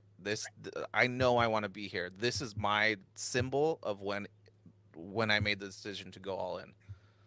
So then you'll get this tatted on you then if I asked you. If you asked me, no, but if I want to, yeah. What the fuck? Okay. Let me no. Hold on. Let's say I have like, okay, Guys, I randomly have a tattoo artist here. If anyone wants their logo on them, my logo on them, do it. Would you do it? Yeah. Wow. God damn it, Adler. I love you. That's all I got to say. Thank you. We're going to do it now. It's free and it's No. You're paying for it. Just kidding. Dude, this is why, honestly, man, I love Garrett because nobody does the genius shit that this guy does. This guy is a genius when it comes to marketing because I'm not going to say, like, here's the thing. No, it doesn't say reach out reptiles, does it? It's a fucking snake. It's a snake. So regardless, nobody but myself and other people in the hobby knows what that is, right? But that could be whatever the fuck you want it to be. And that's all that matters. You know what I mean? It's just awesome that something that isn't really saying his logo is something that you can represent, not saying it's his logo, but it's his logo. Like that's just pretty cool. I got to admit. It's culty and I'm down for the culty shit, but I'm just saying like that's like some Freemason shit. You know what I mean? Like, I mean, if I got your logo, I'd have a story behind it too. Why I decided to. So yeah, look at this. I feel that. I'll put the trap fam on my arm in a heartbeat. Yep. Would you put the trap logo over your heart? That's my question. Right here. Just kidding. Dude, this has been an amazing episode, Adler. Like I said, it's been a pleasure having you on because how much you've done for me this year. We only really connect in July. We've only had half the year to really kick it. We never really had a full year under our belts, man. So it's crazy to see what you can do within just 7 months or 6 months of knowing somebody. You know what I mean? So thank you so much for all your help, bro. I got to say thank you for not only helping me out, but man, you are obviously inspiring others out there already in this game. Whether you see it or not, I see it. So I got to say, just keep doing what you're doing, Adler. Yeah, I do have a wrap-up question for you before we get into some hot seat questions, okay? Let's do it. Anyone out there who was in your position, okay, but still has their job. Let's put people in the position where you were in when you were telling me, hey, MJ, I would love to pick a lot more people up like you and get into a position where I don't have to have my full-time job that is taking advantage of me. And you weren't valued. You didn't feel valued, right? That was the biggest thing about you and what your old job is. You didn't really feel like you were a value, or what would you say the biggest issue you had with, and this isn't the wrap-up question, but what would you say the biggest thing that you felt bad about your 9 to 5? Yeah, I didn't feel valued. I didn't feel like I had a purpose. Like I was making good money. Right. But the money didn't matter when I felt useless and like I had no direction in the purpose of what I was doing there.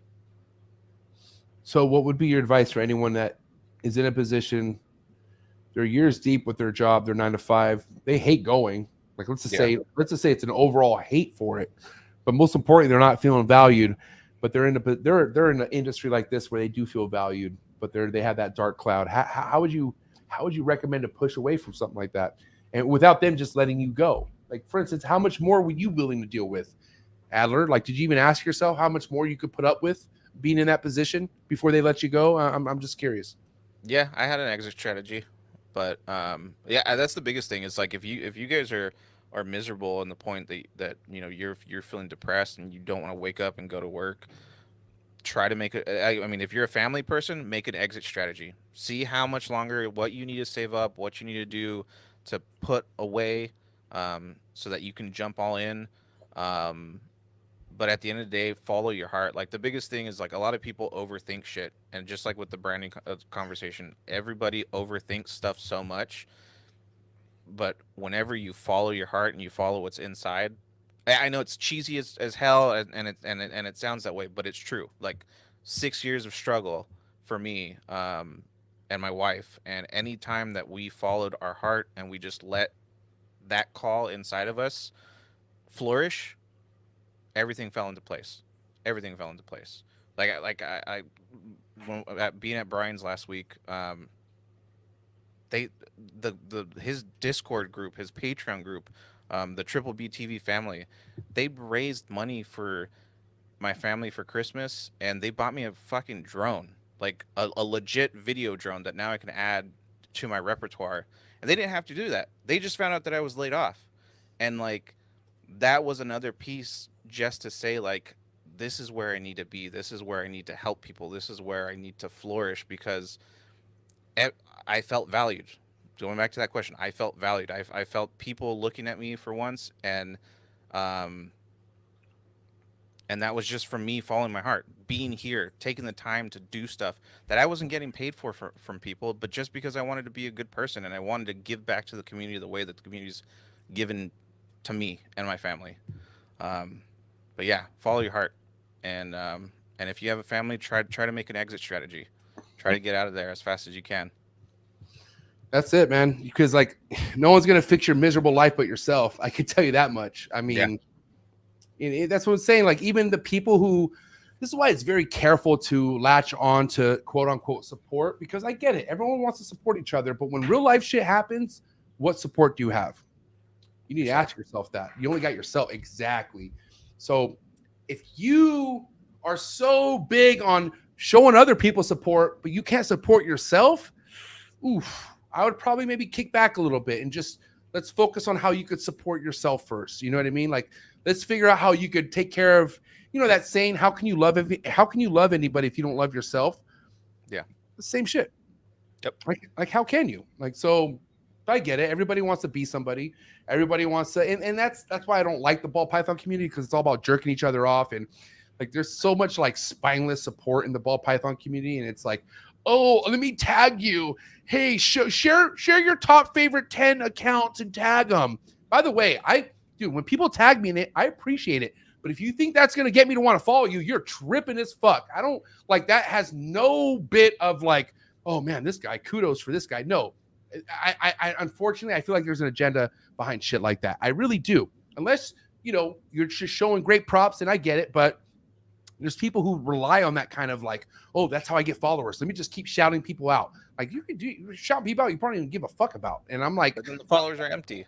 Yeah, they're not loyal. Yeah, I'm good on that, bro. Like, I'm good on that. But listen, do your thing. God bless you. You know, like, everyone has their thing.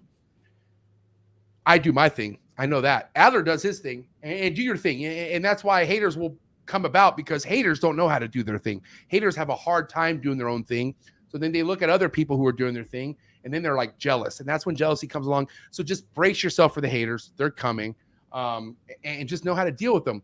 Best way to deal with a hater is being confident with yourself. Know that, motherfucker, you can't break me. Whatever you say has no effect on what I got going on. So that's why it don't matter what anyone says. Adler, you're golden in my book, buddy.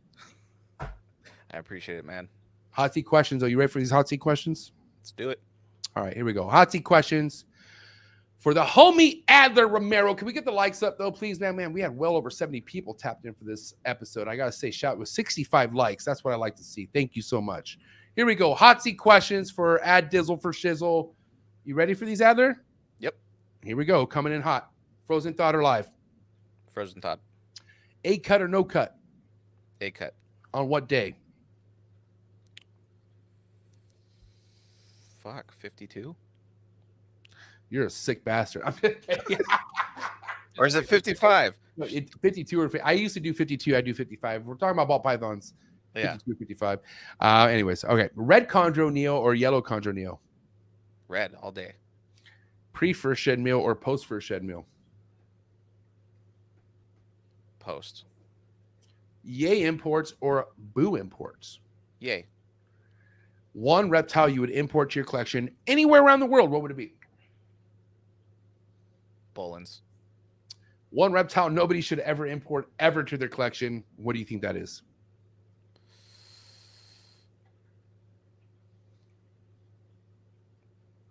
Shit. Come on, buddy. I'm trying to blank on this one. How? What about the turtles, bro? Like, Jesus Christ. How do you not think of the turtles? You are? And you still don't care? You son of a bitch? Jesus Christ.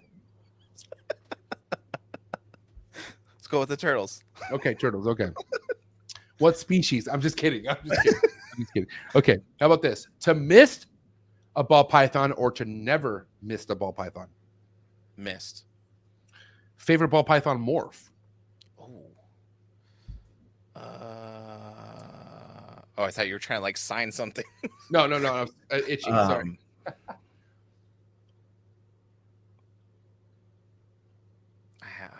Fuck. Come on, Adler.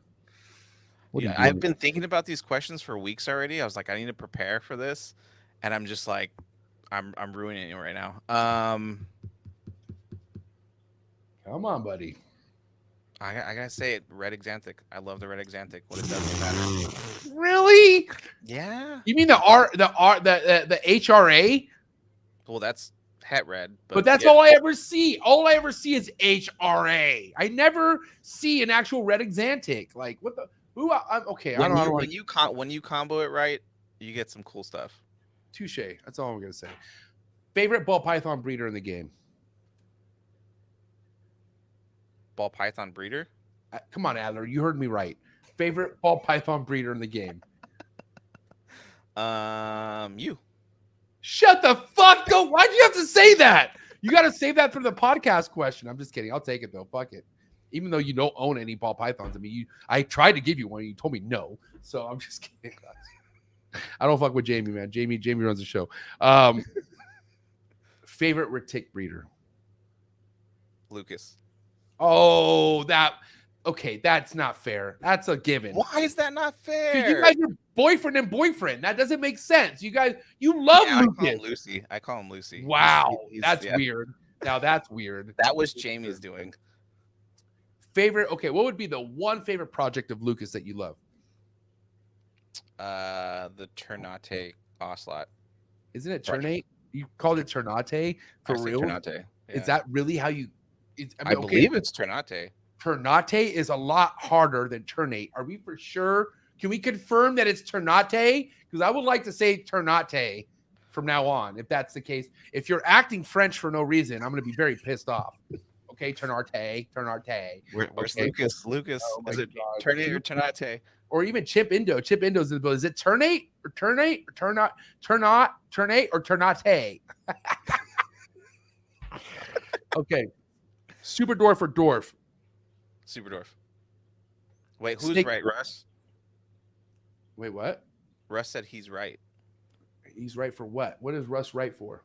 The Ternate, or that's what I'm asking. Who's No, I think he's right calling you a kiss ass.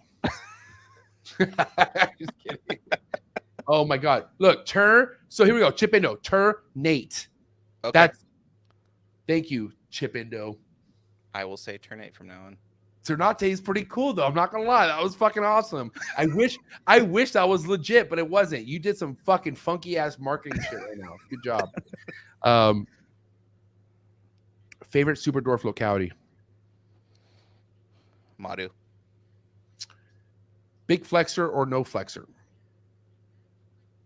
You can't say medium either. That's not a fucking thing. It's either big or no. I know. I would like to say no, but I do like to flex. So big flexor. Okay. Steak or fish? Fish. Favorite fillet of fish? Fillet of fish? You know, I asked you steak or fish, right? Like, Yeah. As far as edible. So what would be your favorite fish to eat? Your fillet of fish, not okay. McDonald's fillet of fish, not the Mick fillet of fish. I'm saying, like, even though that is very, I see how I could confuse you on there. My bad. Tuna. By the way, a fillet of fish sounds really, really good right now. But what's your favorite fillet of a fish? Like, what's your favorite fish to eat? Tuna. Van Halen or Sammy Hagar? Is that even a question, Van Halen? Sometimes it is. Sometimes there are people like, oh, Sammy. Like, what? The fucking band's named Van Halen. Of course, Jesus Van Halen. Christ. It's not Sammy Hagar. West Coast rap or East Coast rap? West Coast. Favorite West Coast rapper of all time? Snoop. Stubo D-O double G. You know what I'm saying? Little word association. First thing to come to mind, Reptile Wives. Jamie. Reptiles, period. Retics. Incubator. Let's do it. Whoa, guy. Milk. Titties. Ooh, yes. I love it. Finally, man. I know everybody wants to say titties. They're just scared. Like, bro, Dude, titties. I'm a giant anime nerd, so Wow, I didn't mean that, buddy. I just meant because we all sucked on a tit at some point, right? Like babies. Hello, that's all I meant. Anime. That's why you're. I got weird. I'm just kidding. All right, Coco Fiber. FedEx shipping. Okay. Favorite reptile super show. Oh shit, Rami, don't hate me, but I loved Arlington. That's not a super show. I asked you what your favorite reptile super show was. That's Oh, NARBC. I thought you said. Now Rami's definitely gonna hate you now. Good job. I thought you said reptile show. Sorry, super show. Pomona. There's only one super show. I just want to say there's only one super show, and that's Rami's super show. I'm sorry. Yes. You know he paid me for that, and now you fucked it all up. I'm so I have to refund him now. Because I'm just kidding. He didn't pay me. Don't make me feel. That was really a joke. I swear to God, it was a joke. Okay, how about this? How about this? How about this? Instagram trolls. Fuck them. If you had to eliminate one ball python morph out of the game, what would it be? What would it be? If you had to get rid of one, just one. Huh? Banana. Okay, I would have thought more about that, but no problem. I mean, there's also spider, but last but not least, coolest reptile podcast in the world. Right here. This one. Which is Trap Talk. It's actually the Trap Pot. Actually, no, it is Trap Talk. Sorry. Dude, we had so much confusion. Okay, so God damn it. So I got to say, me and Adler had a mission. It was all about just one logo, one name all around. We were just going to go with the trap, right? But first and foremost, like how many things are taken with the trap? Like the trap is taken all around. Like if you just Google the trap, all these ghetto fucking things pop up on YouTube. So like you can't, like we couldn't just do that. Like we had to keep talk involved and all that, which I'm still glad for, bro. Either way, I feel like was the biggest move to my branding was the logo, because everyone represents this now. Everyone sees this now. And I'm so happy that you and I fucking finished this year off the way we did, collabing. And to 2023, bro, I got to say, we had over 70 people tapped in for this episode, for this new Breed on the Block series. And for a non-ball python breeder, that is fucking iconic. That's what I'm talking about, okay? So what do you have to say to all your supporters out there? Everyone rooting for you, man. What do you have to say, Adler? No, I can sound like a fucking broken record, but I'm speechless at times because everybody has shown me so much love that I appreciate every single one of you. And again, that's all the support and love is what's pushing me to be like, I'm never going back to a 9-to-5. I'm figuring out how to make this work so I can be here in the trenches with all of you guys. Yeah, man. Listen, big things popping for not only you and I, but for the brand itself, for you and Jamie, for the entire Romero family, man. But listen, it's a wrap for my boy Adler. Catch him at Pomona if you can. Like I said, I got 38 minutes of him at my booth. I don't know when that is, but I just want to say I am giving away 2 free baby crested geckos. I'm planning to do a scavenger hunt, so look out for more details on that. So wait. One of these geckos could be possibly stashed at my booth. We don't know yet. Possibly. Yeah. Well, I'm coming down Friday, and I'm going to see what vendors are there, and we're going to do a whole show scavenger hunt. Damn. Can't wait. If I like the gecko, can I keep it?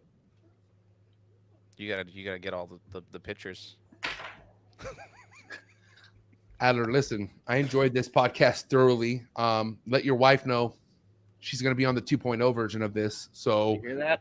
Yeah, you hear me, Jamie? You hear me, Jamie?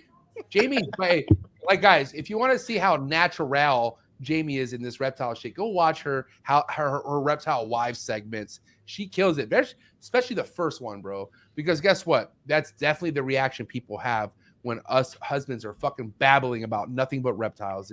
It gets old for them, unfortunately, but they love us and we're here. So thank you so much, bro. We'll be talking soon, Adler. We have a big launch here January 1st, don't we? You and I. Yep. This guy, I will say, before I let him go, he is the person behind my brand new intro that I'm releasing January 1st, this coming Sunday. So be ready for that and tap in. But guys, that's a wrap for my boy, Adler Romero, Serpent Eclipse and A&E Foundry. Ladies and gentlemen. Thank you, Adler. Have a good night, buddy. I will talk to you soon, man. Appreciate you so Peace out, much. everybody. Peace. Man, shout out to all the real ones tapping in for this episode tonight. Shout out to Adler. Shout out to his wife. But seriously, shout out to the people who support people like Adler. I'm telling you, this kind of support for somebody like this guy is what motivates. This is kind of what drives. I'm very happy I was able to come in Adler's life because I feel like naturally I'm inspiring. I'm not trying to fucking jerk myself off, but literally because how my energy is, I inspire people. Listen, whoever's inspired by me, I can't really control that. But when I meet people like Adler, I'm happy I inspire people like Adler because Adler is a force to be reckoned with in this hobby. I'm telling you right now, mark my words. This guy right here is ahead of a lot of curves. So don't sleep on my mans. I'm telling you right now. And if you didn't sleep on this episode, good for you, because this was a great fucking podcast tonight. You know, I don't want to say it's always a great podcast because who knows what the fuck I'm dealing with this Thursday night. Can you guys pray for me, man? Jesus Christ. I hope I don't punch my computer. That's what I hope I don't do. I hope I don't just fucking sock through the computer because that's kind of what I feel like when I see this guy's face. And I hope it changes. I really do, man. But just be prepared for anything. I want to say first and foremost, no matter what happens Thursday night, thank you to all my loyal, true supporters, the motherfuckers who know MJ, the people who've been following my work for the last 5+ years, the people who know that I'm all about the animals. And what I mean by that, no matter how much shit I talk, I can have proof that I take very good care of my animals. Can you? I hope so. Because you could say all you want about me. Oh, you could talk all the shit you want about me, but try to bring up my animals. Good luck. That's when MJ shits on you. And I can't wait. And honestly, I'm going to say that on any other than Checking In, which is Brian Barczyk. Any other podcaster in the reptile game is not on my fucking level when it comes to keeping the shit that I keep. I challenge anyone out there who says they have a better collection than I do in the podcasting game. I fucking dare you. I dare you. And I'm not just talking ball pythons. Fuck it. Even if you got ball pythons, show me, motherfucker. I dare you. Show me how you take care of your animals. Okay? Show me that you don't do weekly water changes, you dirtbag. We all know you do. Fuck it. I can't wait, man. I'm coming correct this Thursday night. I hope you guys are ready. And I'm dude, and whoever is a part of that podcast Thursday night, bring your fucking A game. And hey, I'm even talking to you chumps in the fucking live chats. Any of you Derek reptile duplicates, any of you live feeding fucking third eyeball fucking hunchback motherfuckers, anybody, any Bob Smith better come correct in the live chats this Thursday night. Because guess what? Not only will I be able to hold my shit down with the fucking goddamn guest I have, I'm going to hold my shit down in the live chats too. Because I can multitask like that. Oh, and do I have hitters in the live chats? I'm fucking ready, man. Thank you, Adler. Appreciate you, dog. You're my boy. What a great episode. Do me a favor also. I got to say, before I let you guys go join the Trap Talk Patreon family, coolest reptile family in the world. I love you guys so much. I cannot wait to tap in with you guys this Sunday because we are going to tap in on some shit. It's the very first new day of the new year this Sunday, and I'm going to have a Zoom call meeting with all the trappers. That's right. So make sure you go down and join the Trap Talk Patreon family so you're a part of that Zoom meeting because it's going to be fucking fun. It's going to be something you don't want to miss, and you don't want to miss Thursday night. I mean, like I said, I can't tell you what's going to happen, but I'm MJ's fight ready, man. That's all I got to say. Adler, you're the man, bro. Jamie, you're the woman. Appreciate Serpent and Eclipse. I keep saying Serpent and Eclipse. It's Serpent Eclipse. I'm so sorry. It's A&E Foundry.